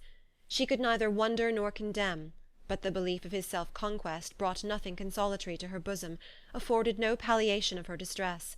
It was, on the contrary, exactly calculated to make her understand her own wishes, and never had she so honestly felt that she could have loved him as now, when all love must be in vain. But self, though it would intrude, could not engross her. Lydia, the humiliation, the misery she was bringing on them all, soon swallowed up every private care, and covering her face with her handkerchief, Elizabeth was soon lost to everything else, and after a pause of several minutes was only recalled to a sense of her situation by the voice of her companion, who, in a manner which, though it spake compassion, spoke likewise restraint, said, "I am afraid you have long been desiring my absence, nor have I anything to plead in excuse of my stay, but real, though unavailing concern. Would to heaven that anything could be either said or done on my part that might offer consolation to such distress. But I will not torment you with vain wishes, which may seem purposely to ask for your thanks. This unfortunate affair will, I fear, prevent my sister's having the pleasure of seeing you at Pemberley to-day." "Oh, yes. Be so kind as to apologize for us to Miss Darcy. Say that urgent business calls us home immediately. Conceal the unhappy truth as long as it is possible. I know it cannot be long." He readily assured her of his secrecy, again expressed his sorrow for her distress, wished it a happier conclusion than there was at present reason to hope, and leaving his compliments for her relations, with only one serious parting look, went away. As he quitted the room, Elizabeth felt how improbable it was that they should ever see each other again on such terms of cordiality as had marked their several meetings in Derbyshire, and as she threw a retrospective glance over the whole of their acquaintance, so full of contradictions and varieties, sighed at the perverseness of those feelings which would have now promoted its continuance, and would formerly have rejoiced in its termination. If gratitude and esteem are good foundations of affection, Elizabeth's change of sentiment will be neither improbable nor faulty; but if otherwise, if regard springing from such sources is unreasonable or unnatural, in comparison of what is so often described as arising on a first interview with its object, and even before two words have been exchanged, nothing can be said in her defence, except that she had given somewhat of a trial to the latter method in her partiality for Wickham, and that its ill success might, perhaps, authorize her to seek the other less interesting mode of attachment. Be that as it may, she saw him go with regret, and in this early example of what Lydia's infamy must produce, found additional anguish as she reflected on that wretched business. Never, since reading Jane's second letter, had she entertained a hope of Wickham's meaning to marry her. No one but Jane, she thought, could flatter herself with such an expectation. Surprise was the least of her feelings on this development. While the contents of the first letter remained in her mind, she was all surprise, all astonishment that Wickham should marry a girl whom it was impossible he could marry for money, and how Lydia could ever have attached him had appeared incomprehensible. But now it was all too natural. For such an attachment as this she might have sufficient charms, and though she did not suppose Lydia to be deliberately engaging in an elopement without the intention of marriage, she had no difficulty in believing that neither her virtue nor her understanding would preserve her from falling an easy prey. She had never perceived, while the regiment was in Hertfordshire, that Lydia had any partiality for him, but she was convinced that Lydia wanted only encouragement to attach herself to anybody. Sometimes one officer, sometimes another, had been her favourite, as their attentions raised them in her opinion. Her affections had continually been fluctuating, but never without an object. The mischief of neglect and mistaken indulgence towards such a girl, oh, how acutely did she now feel it! She was wild to be at home, to hear, to see, to be upon the spot to share with Jane in the cares that must now fall wholly upon her, in a family so deranged, a father absent, a mother incapable of exertion and requiring constant attendance; and though almost persuaded that nothing could be done for Lydia, her uncle's interference seemed of the utmost importance, and till he entered the room her impatience was severe. Mr. and Mrs. Gardiner had hurried back in alarm, supposing by the servant's account that their niece was taken suddenly ill, but satisfying them instantly on that head, she eagerly communicated the cause of their summons, reading the two letters aloud, and dwelling on the postscript of the last with trembling energy, though Lydia had never been a favourite with them, Mr. and Mrs. Gardiner could not be but deeply afflicted.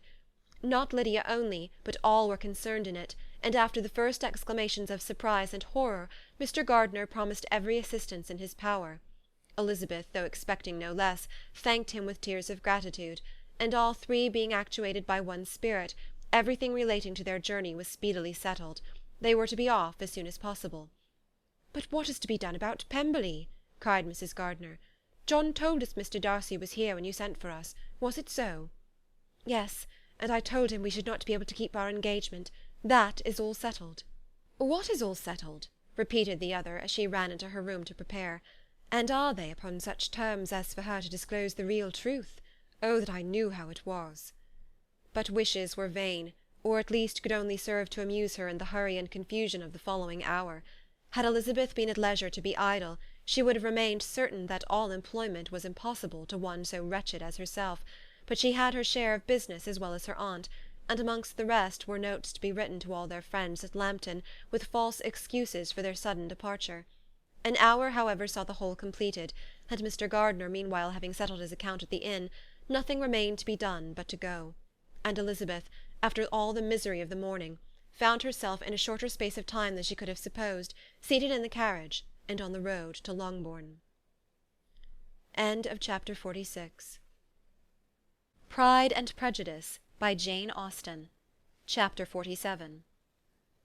"I have been thinking it over again, Elizabeth," said her uncle as they drove from the town, "and really, upon serious consideration, I am much more inclined than I was to judge as your eldest sister does on the matter. It appears to me so very unlikely that any young man should form such a design against a girl who is by no means unprotected or friendless, and who is actually staying in his colonel's family, that I am strongly inclined to hope the best. Could he expect that her friends would not step forward? Could he expect to be noticed again by the regiment after such an affront to Colonel Forster? His temptation is not adequate to the risk." "Do you really think so?" cried Elizabeth, brightening up for a moment. "Upon my word," said Mrs. Gardiner, "I begin to be of your uncle's opinion. It is really too great a violation of decency, honour, and interest, for him to be guilty of. I cannot think so very ill of Wickham. Can you yourself, Lizzie, so wholly give him up, as to believe him capable of it?" "Not, perhaps, of neglecting his own interest, but of every other neglect I can believe him capable, if indeed it should be so. But I dare not hope it. Why should they not go on to Scotland, if that had been the case?" "In the first place," replied Mr. Gardiner, "there is no absolute proof that they are not gone to Scotland." "Oh, but their removing from the chaise into a hackney coach is such a presumption, and besides, no traces of them were to be found on the Barnet road." "Well then, supposing them to be in London, they may be there, though for the purpose of concealment, for no more exceptional purpose. It is not likely that money should be very abundant on either side, and it might strike them that they could be more economically, though less expeditiously, married in London than in Scotland." "But why all this secrecy? Why any fear of detection? Why must their marriage be private? Oh, no, no, this is not likely. His most particular friend, you see by Jane's account, was persuaded of his never intending to marry her. Wickham will never marry a woman without some money. He cannot afford it. And what claims has Lydia? What attraction has she beyond youth, health, and good humour that could make him, for her sake, forego every chance of benefiting himself by marrying well? As to what restraint the apprehensions of disgrace in the corps might throw on a dishonourable elopement with her, I am not able to judge, for I know nothing of the effects that such a step might produce. But as to your other objection, I am afraid it will hardly hold good.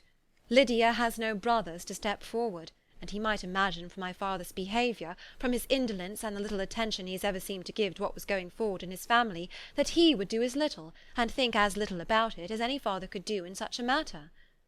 "But can you think that Lydia is so lost to everything but love of him, as to consent to live with him on any terms other than marriage?" "It does seem, and it is most shocking indeed," replied Elizabeth with tears in her eyes, "that a sister's sense of decency and virtue in such a point could admit of doubt. But really I know not what to say. Perhaps I am not doing her justice. But she is very young. She has never been taught to think on serious subjects, and for the last half-year, nay, for a 12-month, she has been given up to nothing but amusement and vanity. She has been allowed to dispose of her time in the most idle and frivolous manner, and to adopt any opinions that came in her way. Since the Blankshire were first quartered in Meryton, nothing but love, flirtation, and officers have been in her head. She has been doing everything in her power, by thinking and talking on the subject, to give greater, what shall I call it, susceptibility to her feelings, which are naturally lively enough. And we all know that Wickham has every charm of person and address that can captivate a woman. But you see that Jane, said her aunt, does not think so very ill of Wickham as to believe him capable of the attempt. Of whom does Jane ever think ill? And who is there, whatever might be their former conduct, that she would think capable of such an attempt till it were proved against them? But Jane knows, as well as I do, what Wickham really is. We both know that he has been profligate in every sense of the word, that he has neither integrity nor honour, that he is as false and deceitful as he is insinuating. And do you really know all this? Cried Mrs. Gardiner, whose curiosity as to the mode of her intelligence was all alive. I do indeed, replied Elizabeth, colouring. I told you the other day of his infamous behaviour to Mr. Darcy, and you yourself, when last at Longbourn, heard in what manner he spoke of the man who had behaved with such forbearance and liberality towards him. And there are other circumstances which I am not at liberty, which it is not worth while to relate, but his lies about the whole Pemberley family are endless. From what he said of Miss Darcy, I was thoroughly prepared to see a proud, reserved, disagreeable girl. Yet he knew to the contrary himself. He must know that she was as amiable and unpretending as we have found her. But does Lydia know nothing of this? Can she be as ignorant of what you and Jane seem so well to understand? Oh, yes, that is the worst of it all. Till I was in Kent, and saw so much both of Mr. Darcy and his relation Colonel Fitzwilliam, I was ignorant of the truth myself. And when I returned home, the Blankshire was to leave Meryton a week or fortnight's time. As that was the case, neither Jane, to whom I related the whole, nor I thought it necessary to make our knowledge public. For of what use could it apparently be to any one, that the good opinion which all the neighbourhood had of him should then be overthrown? And even when it was settled that Lydia should go with Mrs. Forster, the necessity of opening her eyes to his character never occurred to me. That she could be in any danger from the deception never entered my head. That such a consequence as this could ensue, you may easily believe was far enough from my thoughts. When they all removed to Brighton, therefore, you had no reason, I suppose, to believe them fond of each other? Not the slightest. I can remember no symptom of affection on either side, and had anything of the kind been perceptible, you must be aware that ours is not a family on which it could be thrown away. When first he entered the corps, she was ready enough to admire him, but so we all were. Every girl in or near Meryton was out of her senses about him for the first 2 months, but he never distinguished her by any particular attention, and consequently, after a moderate period of extravagant and wild admiration, her fancy for him gave way, and others of the regiment, who treated her with more distinction, again became her favourites. It may be easily believed that however little of novelty could be added to their fears, hopes, and conjectures on this interesting subject by its repeated discussion, no other could detain them from it long, during the whole of the journey. From Elizabeth's thoughts it was never absent. Fixed there by the keenest of all anguish, self-reproach, she could find no interval of ease or forgetfulness. They travelled as expeditiously as possible, and sleeping one night on the road, reached Longbourn by dinner-time the next day. It was a comfort to Elizabeth to consider that Jane could not have been wearied by long expectations. The little Gardiners, attracted by the sight of a chaise, were standing on the steps of the house as they entered the paddock, and when the carriage drove up to the door, the joyful surprise that lighted up their faces, and displayed itself over their whole bodies, in a variety of capers and frisks, was the first pleasing earnest of their welcome. Elizabeth jumped out, and after giving each of them a hasty kiss, hurried into the vestibule, where Jane, who came running down from her mother's apartment, immediately met her. Elizabeth, as she affectionately embraced her, whilst tears filled the eyes of both, lost not a moment in asking whether anything had been heard of the fugitives. "Not yet," replied Jane, "but now that my dear uncle has come, I hope everything will be well." "Is my father in town?" "Yes, he went on Tuesday, as I wrote you word." "And have you heard from him often?" "We have heard only twice.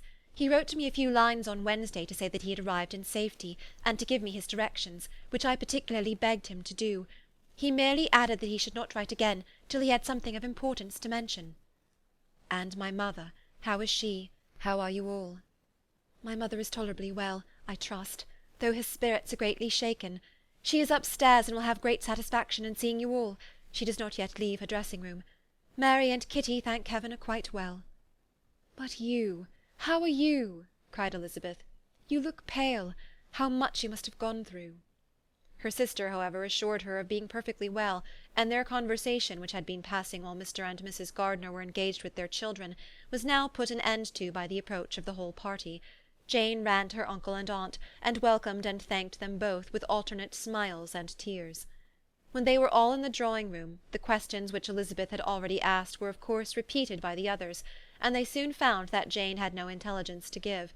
The sanguine hope of good, however, which the benevolence of her heart suggested had not yet deserted her. She still expected that it would all end well, and that every morning would bring some letter, either from Lydia or her father, to explain their proceedings, and perhaps announce their marriage.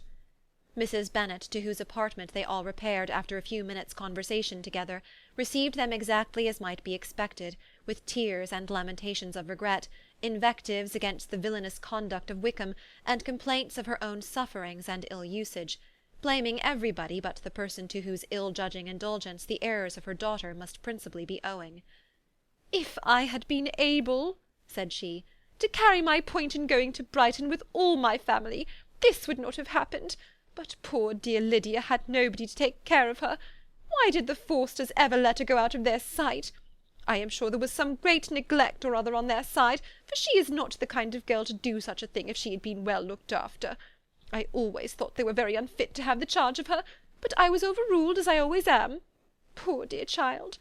And now here's Mr. Bennet gone away, and I know he will fight Wickham, wherever he meets him, and then he will be killed, and what is to become of us all? The Collinses will turn us out before he is cold in his grave, and if you are not kind to us, brother, I do not know what we shall do." They all exclaimed against such terrific ideas, and Mr. Gardiner, after general assurances of his affection for her and all her family, told her that he meant to be in London the very next day, and would assist Mr. Bennet in every endeavour for recovering Lydia. "Do not give way to useless alarm," added he. "Though it is right to be prepared for the worst, there is no occasion to look on it as certain. It is not quite a week since they left Brighton. In a few days more we may gain some news of them. And till we know that they are not married, and have no design of marrying, do not let us give over the matter as lost. As soon as I get to town I shall go to my brother, and make him come home with me to Gracechurch Street, and then we may consult together as to what is to be done." "Oh, my dear brother," replied Mrs. Bennet, "that is exactly what I could most wish for. And now do, when you shall get to town, find them out wherever they may be, and if they are not married already, make them marry. And as for wedding clothes, do not let them wait for that, but tell Lydia she shall have as much money as she chooses to buy them after they are married. And above all, keep Mr. Bennet from fighting. Tell him what a dreadful state I am in, that I am frightened out of my wits, and have such tremblings, such flutterings all over me, such spasms in my side, and pains in my head, and such beatings at heart, that I can get no rest by night or day. And tell my dear Lydia not to give any directions about her clothes till she has seen me, for she does not know which are the best warehouses. Oh, brother, how kind you are! I know you will contrive it all." But Mr. Gardiner, though he assured her again of his earnest endeavours in the cause, could not avoid recommending moderation to her, as well in her hopes as her fear, and after talking with her in this manner till dinner was on the table, they all left her to vent all her feelings on the housekeeper, who attended in the absence of her daughters. Though her brother and sister were persuaded that there was no real occasion for such a seclusion from the family, they did not attempt to oppose it, for they knew that she had not prudence enough to hold her tongue before the servants, while they waited at table, and judged it better that one only of the household, and the one whom they could most trust, should comprehend all her fears and solicitude on the subject. In the dining-room they were soon joined by Mary and Kitty, who had been too busily engaged in their separate apartments to make their appearance before. One came from her books, and the other from her toilette. The faces of both, however, were tolerably calm, and no change was visible in either, except that the loss of her favourite sister, or the anger which she had herself incurred in this business, had given more of fretfulness than usual to the accents of Kitty. As for Mary, she was mistress enough of herself to whisper to Elizabeth, with a countenance of grave reflection, soon after they were seated at table, "This is a most unfortunate affair, and will probably be much talked of. But we must stem the tide of malice, and pour into the wounded bosoms of each other the balm of sisterly consolation." Then, perceiving Elizabeth had no intention of replying, she added, Unhappy as the event must be for Lydia, we may draw from it this useful lesson, that loss of virtue in a female is irretrievable, that one false step involves her in endless ruin, that her reputation is no less brittle than it is beautiful, and that she cannot be too much guarded in her behaviour towards the undeserving of the other sex." Elizabeth lifted up her eyes in amazement, but was too much oppressed to make any reply. Mary, however, continued to console herself with such kind of moral extractions from the evil before them. In the afternoon, the two elder Miss Bennets were able to be for a half-hour by themselves, and Elizabeth instantly availed herself of the opportunity of making any inquiries which Jane was equally eager to satisfy. After joining in general lamentations over the dreadful sequel of this event, which Elizabeth considered as all but certain, and Miss Bennet could not assert to be wholly impossible, the former continued the subject by saying, "But tell me all and everything about it which I have not already heard. Give me further particulars. What did Colonel Forster say? Had they no apprehension of anything before the elopement took place? They must have seen them together for ever." "Colonel Forster did own that he had often suspected some partiality, especially on Lydia's side, but nothing to give him any alarm. I am so grieved for him. His behaviour was attentive and kind to the utmost. He was coming to us in order to assure us of his concern, before he had any idea of their not being gone to Scotland. When that apprehension first got abroad, it hastened his journey." "And was Denny convinced that Wickham would not marry? Did he know of their intending to go off? Had Colonel Forster seen Denny himself?" "Yes, but when questioned by him, Denny denied knowing anything of their plans, and would not give his real opinion about it. He did not repeat his persuasion of their not marrying, and from that, I am inclined to hope, he might have been misunderstood before." "And till Colonel Forster came himself, not one of you entertained a doubt, I suppose, of their being really married?" "How was it possible that such an idea should enter our brains? I felt a little uneasy, a little fearful of my sister's happiness with him in marriage, because I know that his conduct had not been always quite right. My father and mother knew nothing of that. They only felt how imprudent a match it must be. Kitty then owned, with a very natural triumph on knowing more than the rest of us, that in Lydia's last letter she had prepared her for such a step. She had known, it seems, of their being in love with each other many weeks." "But not before they went to Brighton?" "No, I believe not." "And did Colonel Forster appear to think well of Wickham himself? Does he know his real character?" "I must confess that he did not speak so well of Wickham as he formerly did. He believed him to be imprudent and extravagant, and since this sad affair has taken place, it is said that he left Meryton greatly in debt, but I hope this may be false. Oh, Jane, had we been less secret, had we told what we knew of him, this could not have happened." "Perhaps it would have been better," replied her sister, "but to expose the former faults of any person without knowing what their present feelings were seemed unjustifiable. We acted with the best intentions."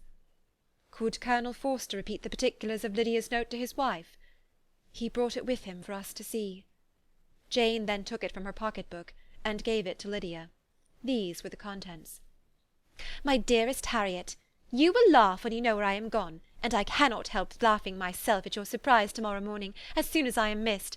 I am going to Gretna Green, and if you cannot guess with who, I shall think you a simpleton, for there is but one man in the world I love, and he is an angel. I should never be happy without him, so think it no harm to be off.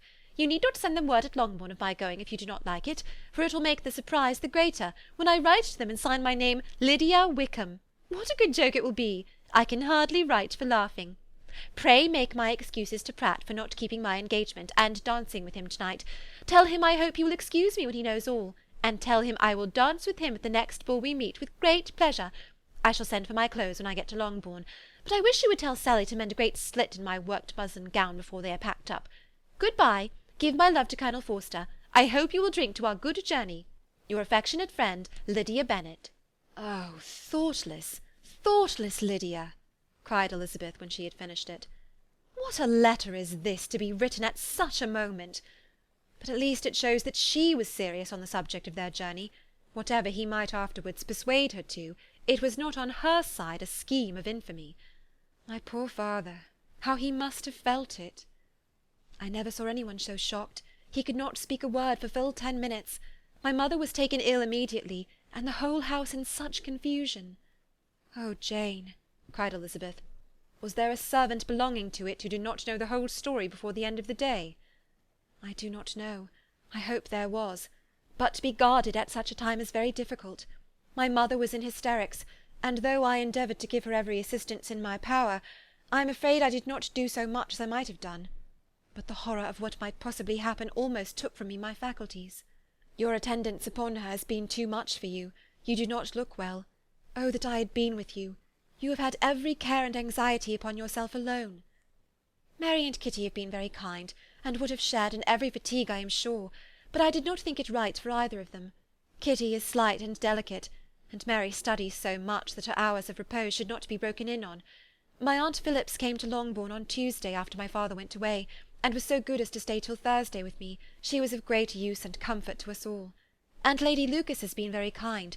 She walked here on Wednesday morning to condole with us, and offered her services, or any of her daughters, if they should be of any use to us. She had better have stayed at home, cried Elizabeth. Perhaps she meant well, but under such a misfortune as this, one cannot see too little of one's neighbours.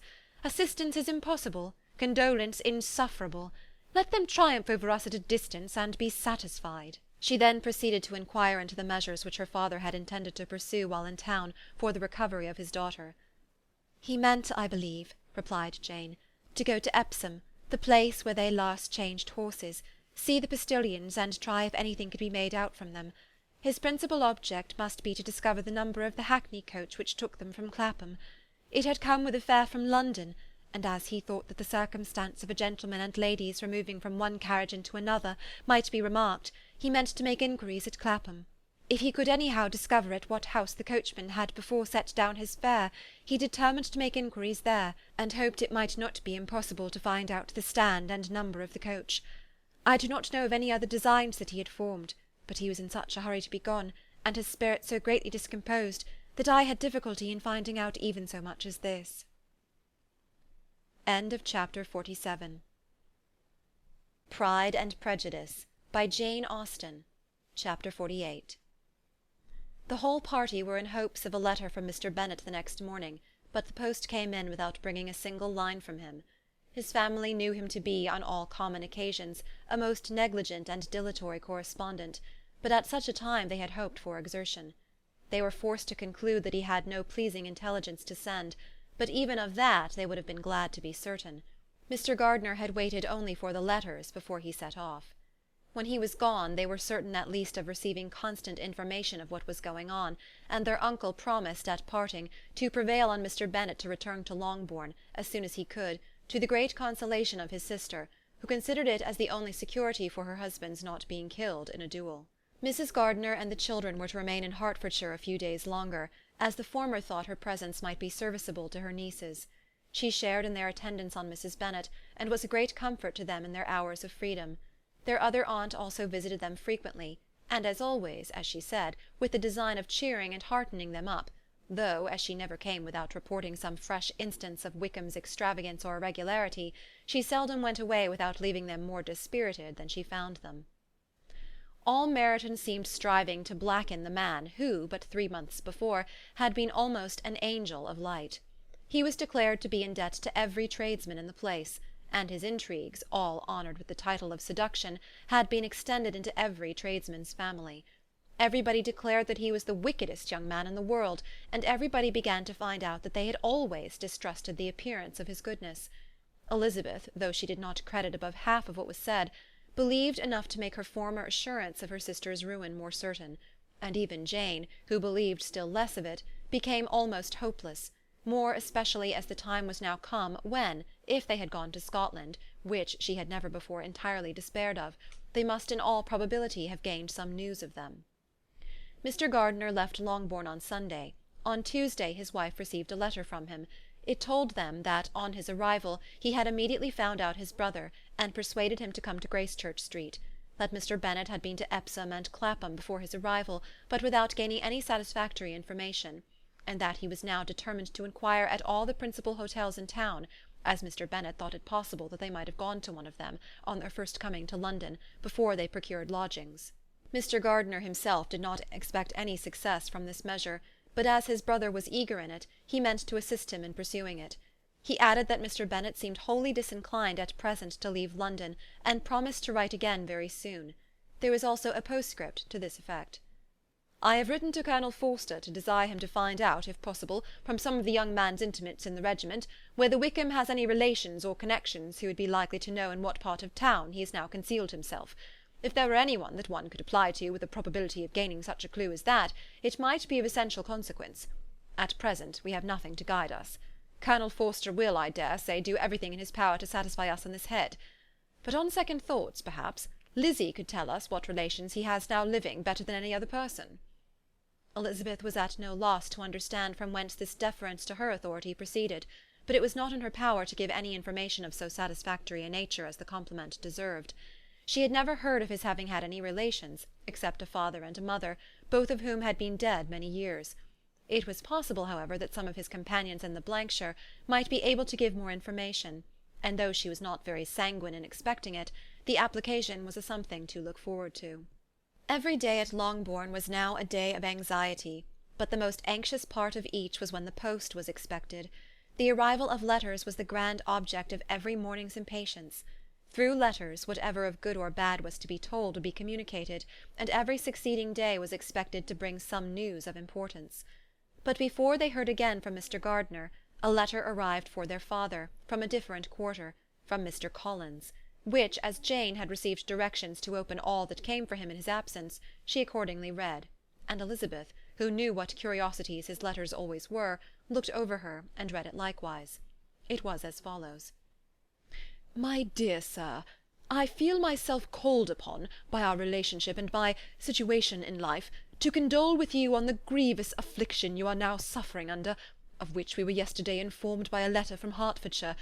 Be assured, my dear Sir, that Mrs. Collins and myself sincerely sympathize with you and all your respectable family in your present distress, which must be of the bitterest kind, because proceeding from a cause which no time can remove.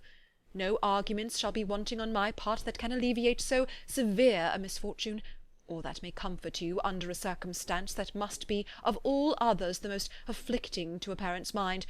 The death of your daughter would have been a blessing in comparison of this, and it is the more to be lamented, because there is reason to suppose, as my dear Charlotte informs me, that this licentiousness of behaviour in your daughter has proceeded from a faulty degree of indulgence, though, at the same time, for the consolation of yourself and Mrs. Bennet, I am inclined to think that her own disposition must be naturally bad, or she could not be guilty of such an enormity at so early an age. Howsoever that may be, you are grievously to be pitied, in which opinion I am not only joined by Mrs. Collins, but likewise by Lady Catherine and her daughter, to whom I have related the affair. They agree with me in apprehending that this false step in one daughter will be injurious to the fortunes of all the others, for who, as Lady Catherine herself condescendingly says, will connect themselves with such a family. And this consideration leads me moreover to reflect, with augmented satisfaction, on a certain event of last November, for had it been otherwise, I must have been involved in all your sorrow and disgrace. Let me then advise you, dear Sir, to console yourself as much as possible, to throw off your unworthy child from your affection for ever, and leave her to reap the fruits of her own heinous offence. I am, dear Sir, etc., etc. Mr. Gardiner did not write again till he had received an answer from Colonel Forster, and then he had nothing of a pleasant nature to send. It was not known that Wickham had a single relationship with whom he kept up any connection, and it was certain that he had no one near living. His former acquaintances had been numerous, but since he had been in the militia, it did not appear that he was on terms of particular friendship with any of them. There was no one, therefore, who could be pointed out as likely to give any news of him, and in the wretched state of his own finances there was a very powerful motive for secrecy, in addition to his fear of discovery by Lydia's relations, for it had just transpired that he had left gaming debts behind him to a very considerable amount. Colonel Forster believed that more than £1,000 would be necessary to clear his expenses at Brighton. He owed a great deal in town, but his debts of honour were still more formidable. Mr. Gardiner did not attempt to conceal these particulars from the Longbourn family. Jane heard them with horror. "A gamester!" she cried. "This is wholly unexpected. I had not an idea of it." Mr. Gardiner added in his letter that they might expect to see their father at home on the following day, which was Saturday. Rendered spiritless by the ill success of all their endeavours, he had yielded to his brother-in-law's entreaty that he would return to his family, and leave it to him to do whatever occasion might suggest to be advisable for continuing their pursuit. When Mrs. Bennet was told of this, she did not express so much satisfaction as her children expected, considering what her anxiety for his life had been before. "What! Is he coming home, and without poor Lydia?" she cried. "Sure he will not leave London before he has found them. Who is to fight Wickham and make him marry her, if he comes away?" As Mrs. Gardiner began to wish to be at home, it was settled that she and the children should go to London at the same time that Mr. Bennet came from it. The coach therefore took them at the first stage of their journey, and brought its master back to Longbourn. Mrs. Gardiner went away in all the perplexity about Elizabeth and her Derbyshire friend that had attended her from that part of the world. His name had never been voluntarily mentioned before them by her niece, and the kind of half-expectation which Mrs. Gardiner had formed of their being followed by a letter from him had ended in nothing.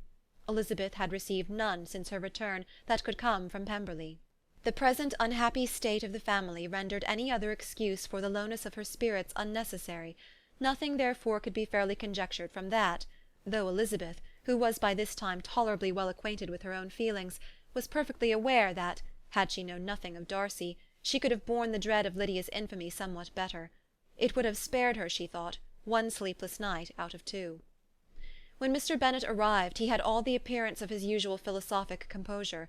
He said as little as he had ever been in the habit of saying, made no mention of the business that had taken him away, and it was some time before his daughters had courage to speak of it.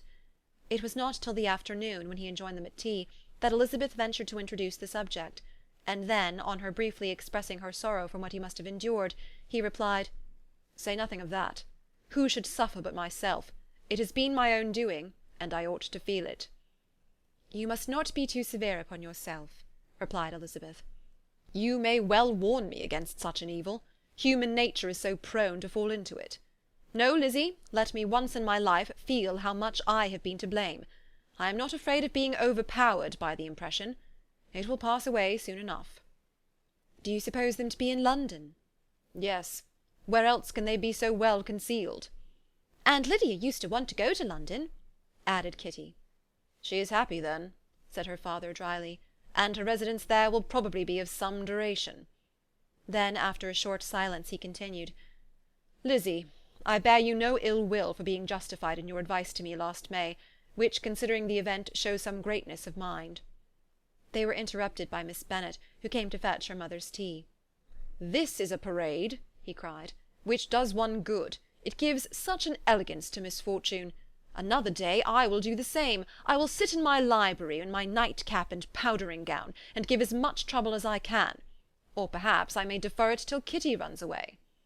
"I am not going to run away, papa," said Kitty fretfully. "If I should ever go to Brighton, I would behave better than Lydia." "You go to Brighton? I would not trust you so near it as Eastbourne for £50. No, Kitty, I have at last learnt to be cautious, and you will feel the effects of it. No officer is ever to enter my house again, nor even to pass through the village. Balls will be absolutely prohibited, unless you stand up with one of your sisters, and you are never to stir out of doors till you can prove that you have spent 10 minutes of every day in a rational manner." Kitty, who took all these threats in a serious light, began to cry. "Well, well," said he, "do not make yourself unhappy. If you are a good girl for the next 10 years, I will take you to a review at the end of them." End of chapter 48. Pride and Prejudice by Jane Austen. Chapter 49. 2 days after Mr. Bennet's return, as Jane and Elizabeth were walking together in the shrubbery behind the house, they saw the housekeeper coming towards them, and concluding that she came to call them to their mother, went forward to meet her, but instead of the expected summons when they approached her, she said to Miss Bennet, "I beg your pardon, madam, for interrupting you, but I was in hopes that you might have had some good news from town, so I took the liberty of coming to ask." "What do you mean, Hill? We have heard nothing from town." "Dear madam," cried Mrs. Hill in great astonishment, "don't you know there is an express come for master for Mr. Gardiner? He has been here this half hour, and master has had a letter." Away ran the girls, too eager to get in to have time for speech. They ran through the vestibule into the breakfast-room, from thence to the library. Their father was in neither, and they were on the point of seeking him upstairs with their mother, when they were met by the butler, who said, "If you are looking for my master, ma'am, he is walking towards the little copse." Upon this information, they instantly passed through the hall once more, and ran across the lawn after their father, who was deliberately pursuing his way towards a small wood on one side of the paddock. Jane, who was not so light nor so much in the habit of running as Elizabeth, soon lagged behind, while her sister, panting for breath, came up with him and eagerly cried out, "Oh, papa, what news? What news? Have you heard from my uncle?" "Yes, I have had a letter from him by express." "Well, and what news does it bring, good or bad?" "What is there of good to be expected?" said he, taking the letter from his pocket. "But perhaps you would like to read it." Elizabeth impatiently caught it from his hand. Jane now came up. "Read it aloud," said their father, "for I hardly know myself what it is about." "Gracechurch Street, Monday, August 2nd. My dear brother, at last I am able to send you some tidings of my niece, and such as, upon the whole, I hope it will give you satisfaction. Soon after you left me on Saturday, I was fortunate enough to find out in what part of London they were.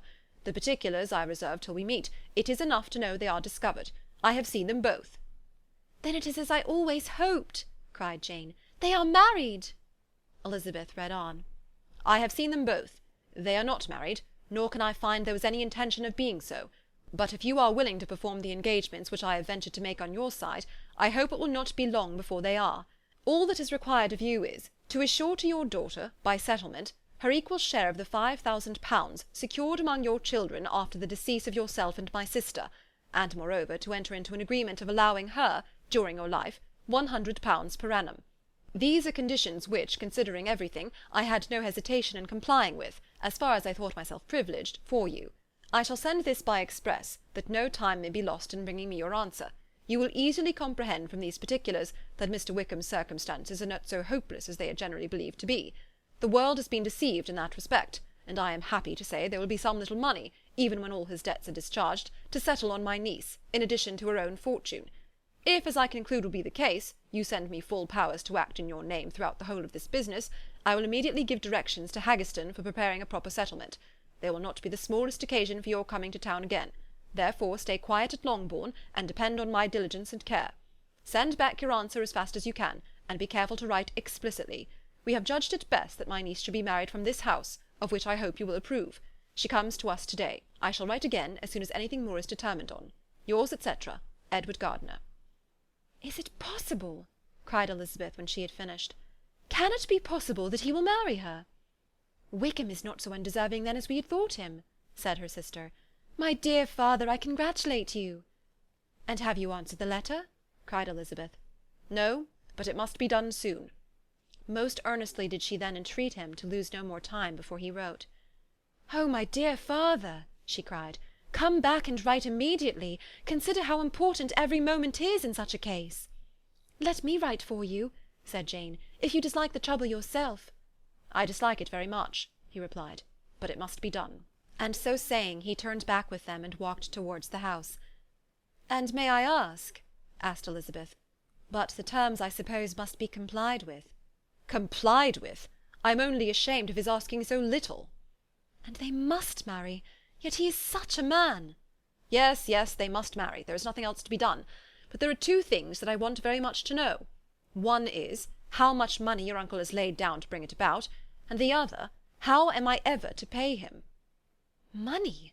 My uncle?" cried Jane. "What do you mean, sir?"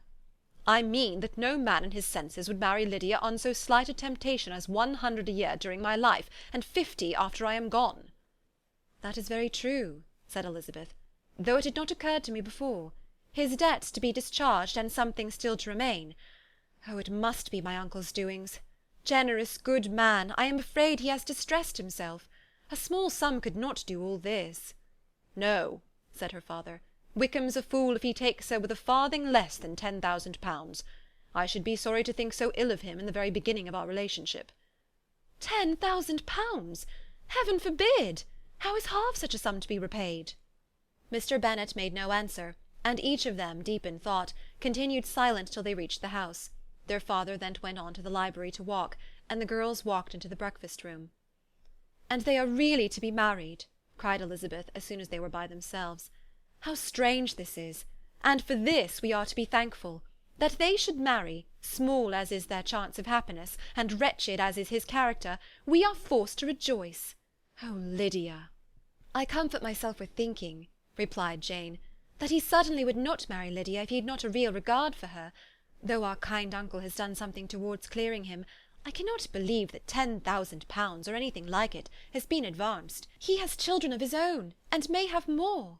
How could he spare half £10,000? "If he were ever able to learn what Wickham's debts have been," said Elizabeth, "and how much is settled on his side on our sister, we shall exactly know what Mr. Gardiner has done for them, because Wickham has not a sixpence of his own. The kindness of my uncle and aunt can never be requited. Their taking her home, and affording her their personal protection and countenance, is such a sacrifice to her advantage as years of gratitude cannot enough acknowledge. By this time she is actually with them. If such goodness does not make her miserable now, she will never deserve to be happy. What a meeting for her, when she first sees my aunt!" "We must endeavour to forget all that has passed on either side," said Jane. "I hope and trust they will yet be happy. His consenting to marry her is a proof, I will believe, that he has come to a right way of thinking. Their mutual affection will steady them, and I flatter myself they will settle so quietly, and live in so rational a manner, as may in time make their past imprudence forgotten." "Their conduct has been such," replied Elizabeth, "as neither you nor I nor anybody can ever forget. It is useless to talk of it." It now occurred to the girls that their mother was in all likelihood perfectly ignorant of what had happened. They went to the library, therefore, and asked their father whether he would not wish them to make it known to her. He was writing, and without raising his head, coolly replied, "Just as you please." "May we take my uncle's letter to read to her?" "Take whatever you like, and get away." Elizabeth took the letter from his writing-table, and they went upstairs together. Mary and Kitty were both with Mrs. Bennet. One communication would, therefore, do for all. After a slight preparation for good news, the letter was read aloud. Mrs. Bennet could hardly contain herself. As soon as Jane had read Mr. Gardiner's hope of Lydia's being soon married, her joy burst forth, and every following sentence added to its exuberance. She was now in an irritation as violent from delight as she had ever been fidgety from alarm and vexation. To know that her daughter would be married was enough. She was disturbed by no fear for her felicity, nor humbled by any remembrance of her misconduct. "My dear, dear Lydia!" she cried. "This is delightful indeed. She will be married. I shall see her again. She will be married at 16. My good, kind brother! I knew how it would be. I knew he would manage everything.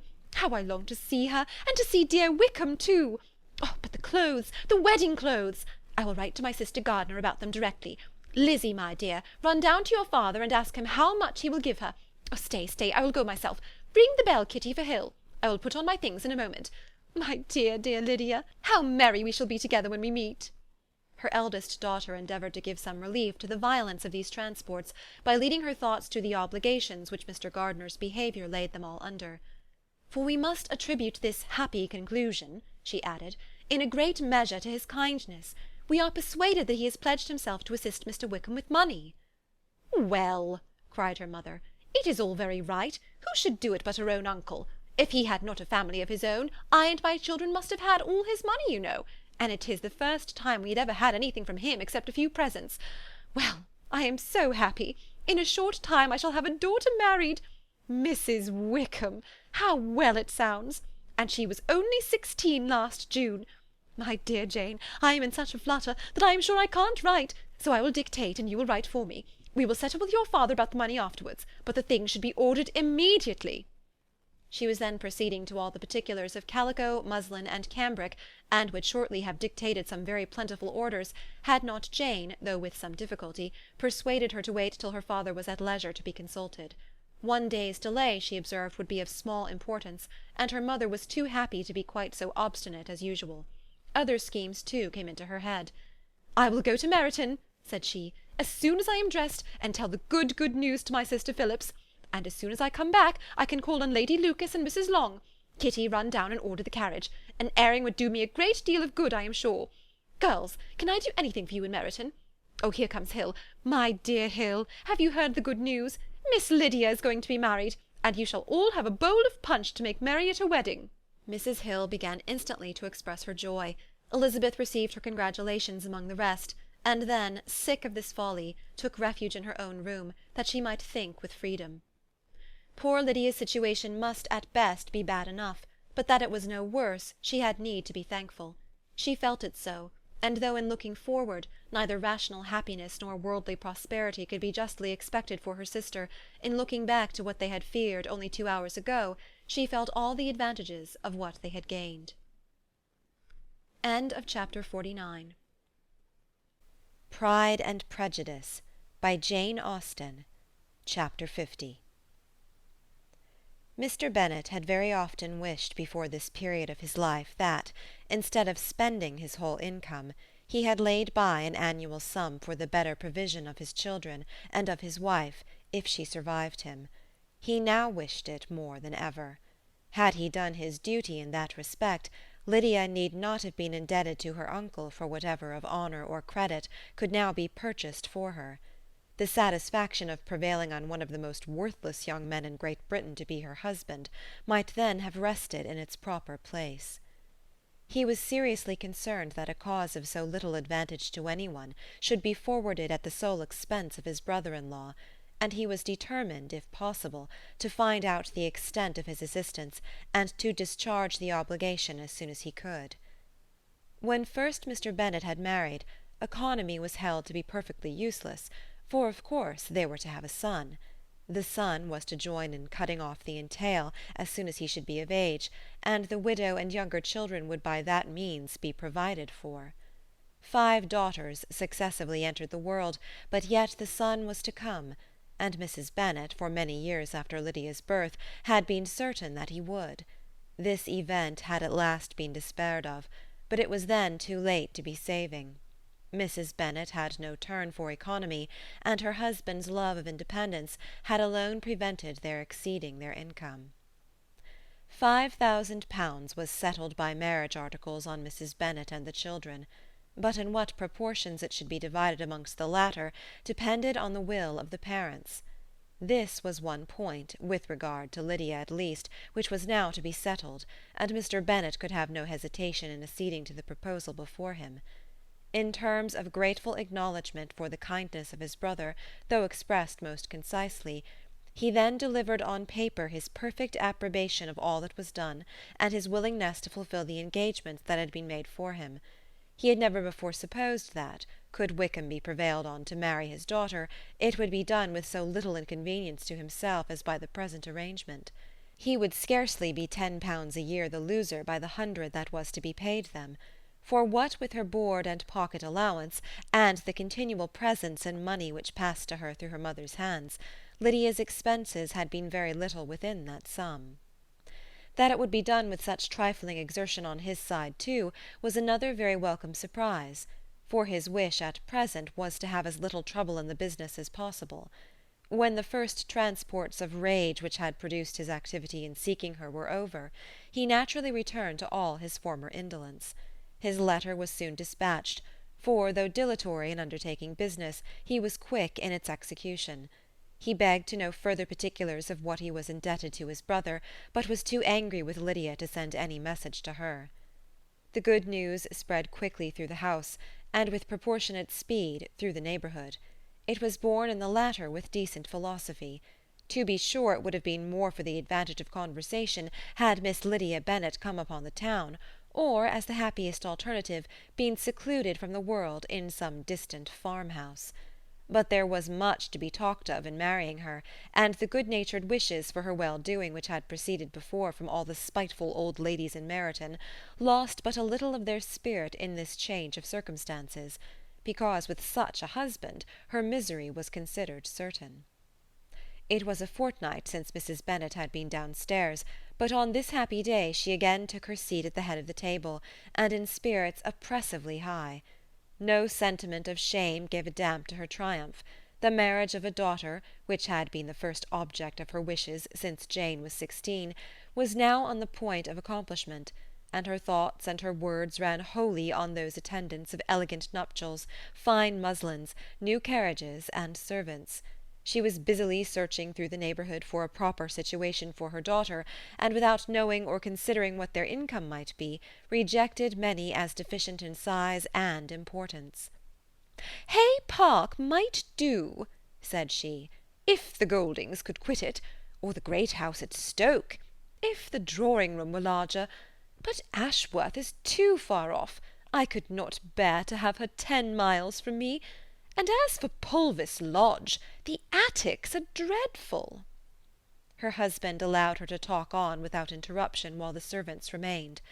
But when they had withdrawn, he said to her, "Mrs. Bennet, before you take any or all of those houses for your son and daughter, let us come to a right understanding. Into one house in this neighbourhood they shall never have admittance. I will not encourage the impudence of either by receiving them at Longbourn." A long dispute followed this declaration, but Mr. Bennet was firm. It soon led to another, and Mrs. Bennet found, with amazement and horror, that her husband would not advance a guinea to buy clothes for his daughter. He protested that she should receive from him no mark of affection whatever on the occasion. Mrs. Bennet could hardly comprehend it. That his anger could be carried to such a point of inconceivable resentment as to refuse his daughter a privilege without which her marriage would scarcely seem valid, exceeded all she could believe possible. She was more alive to the disgrace which her want of new clothes must reflect on her daughter's nuptials than to any sense of shame at her eloping and living with Wickham a fortnight before they took place. Elizabeth was now most heartily sorry that she had, from the distress of the moment, been led to make Mr. Darcy acquainted with their fears for her sister, for since her marriage would so shortly give the proper termination to the elopement, they might hope to conceal its unfavourable beginning from all those who were not immediately on the spot. She had no fear of its spreading farther through his means. There were few people on whose secrecy she would have more confidently depended, but at the same time there was no one whose knowledge of a sister's frailty would have mortified her so much, not, however, from any fear of disadvantage from it individually to herself, for at any rate there seemed a gulf impassable between them. Had Lydia's marriage been concluded on the most honourable terms, it was not to be supposed that Mr. Darcy would connect himself with a family where, to every other objection, would now be added an alliance and relationship of the nearest kind with a man whom he so justly scorned. From such a connection she could not wonder that he would shrink. The wish of procuring her regard, which she had assured herself of his feeling in Derbyshire, could not in rational expectation survive such a blow as this. She was humbled, she was grieved, she repented, though she hardly knew of what. She became jealous of his esteem, when she could no longer hope to be benefited by it. She wanted to hear of him, when there seemed the least chance of gaining intelligence. She was convinced that she could have been happy with him, when it was no longer likely they should meet. What a triumph for him, as she often thought, could he know that the proposals which she had proudly spurned only 4 months ago would now have been most gladly and gratefully received. He was as generous, she doubted not, as the most generous of his sex, but while he was mortal there must be a triumph. She began now to comprehend that he was exactly the man who, in disposition and talents, would most suit her. His understanding and temper, though unlike her own, would have answered all her wishes. It was an union that must have been to the advantage of both. By her ease and liveliness, his mind might have been softened, his manners improved, and from his judgment, information, and knowledge of the world, she must have received benefit of greater importance.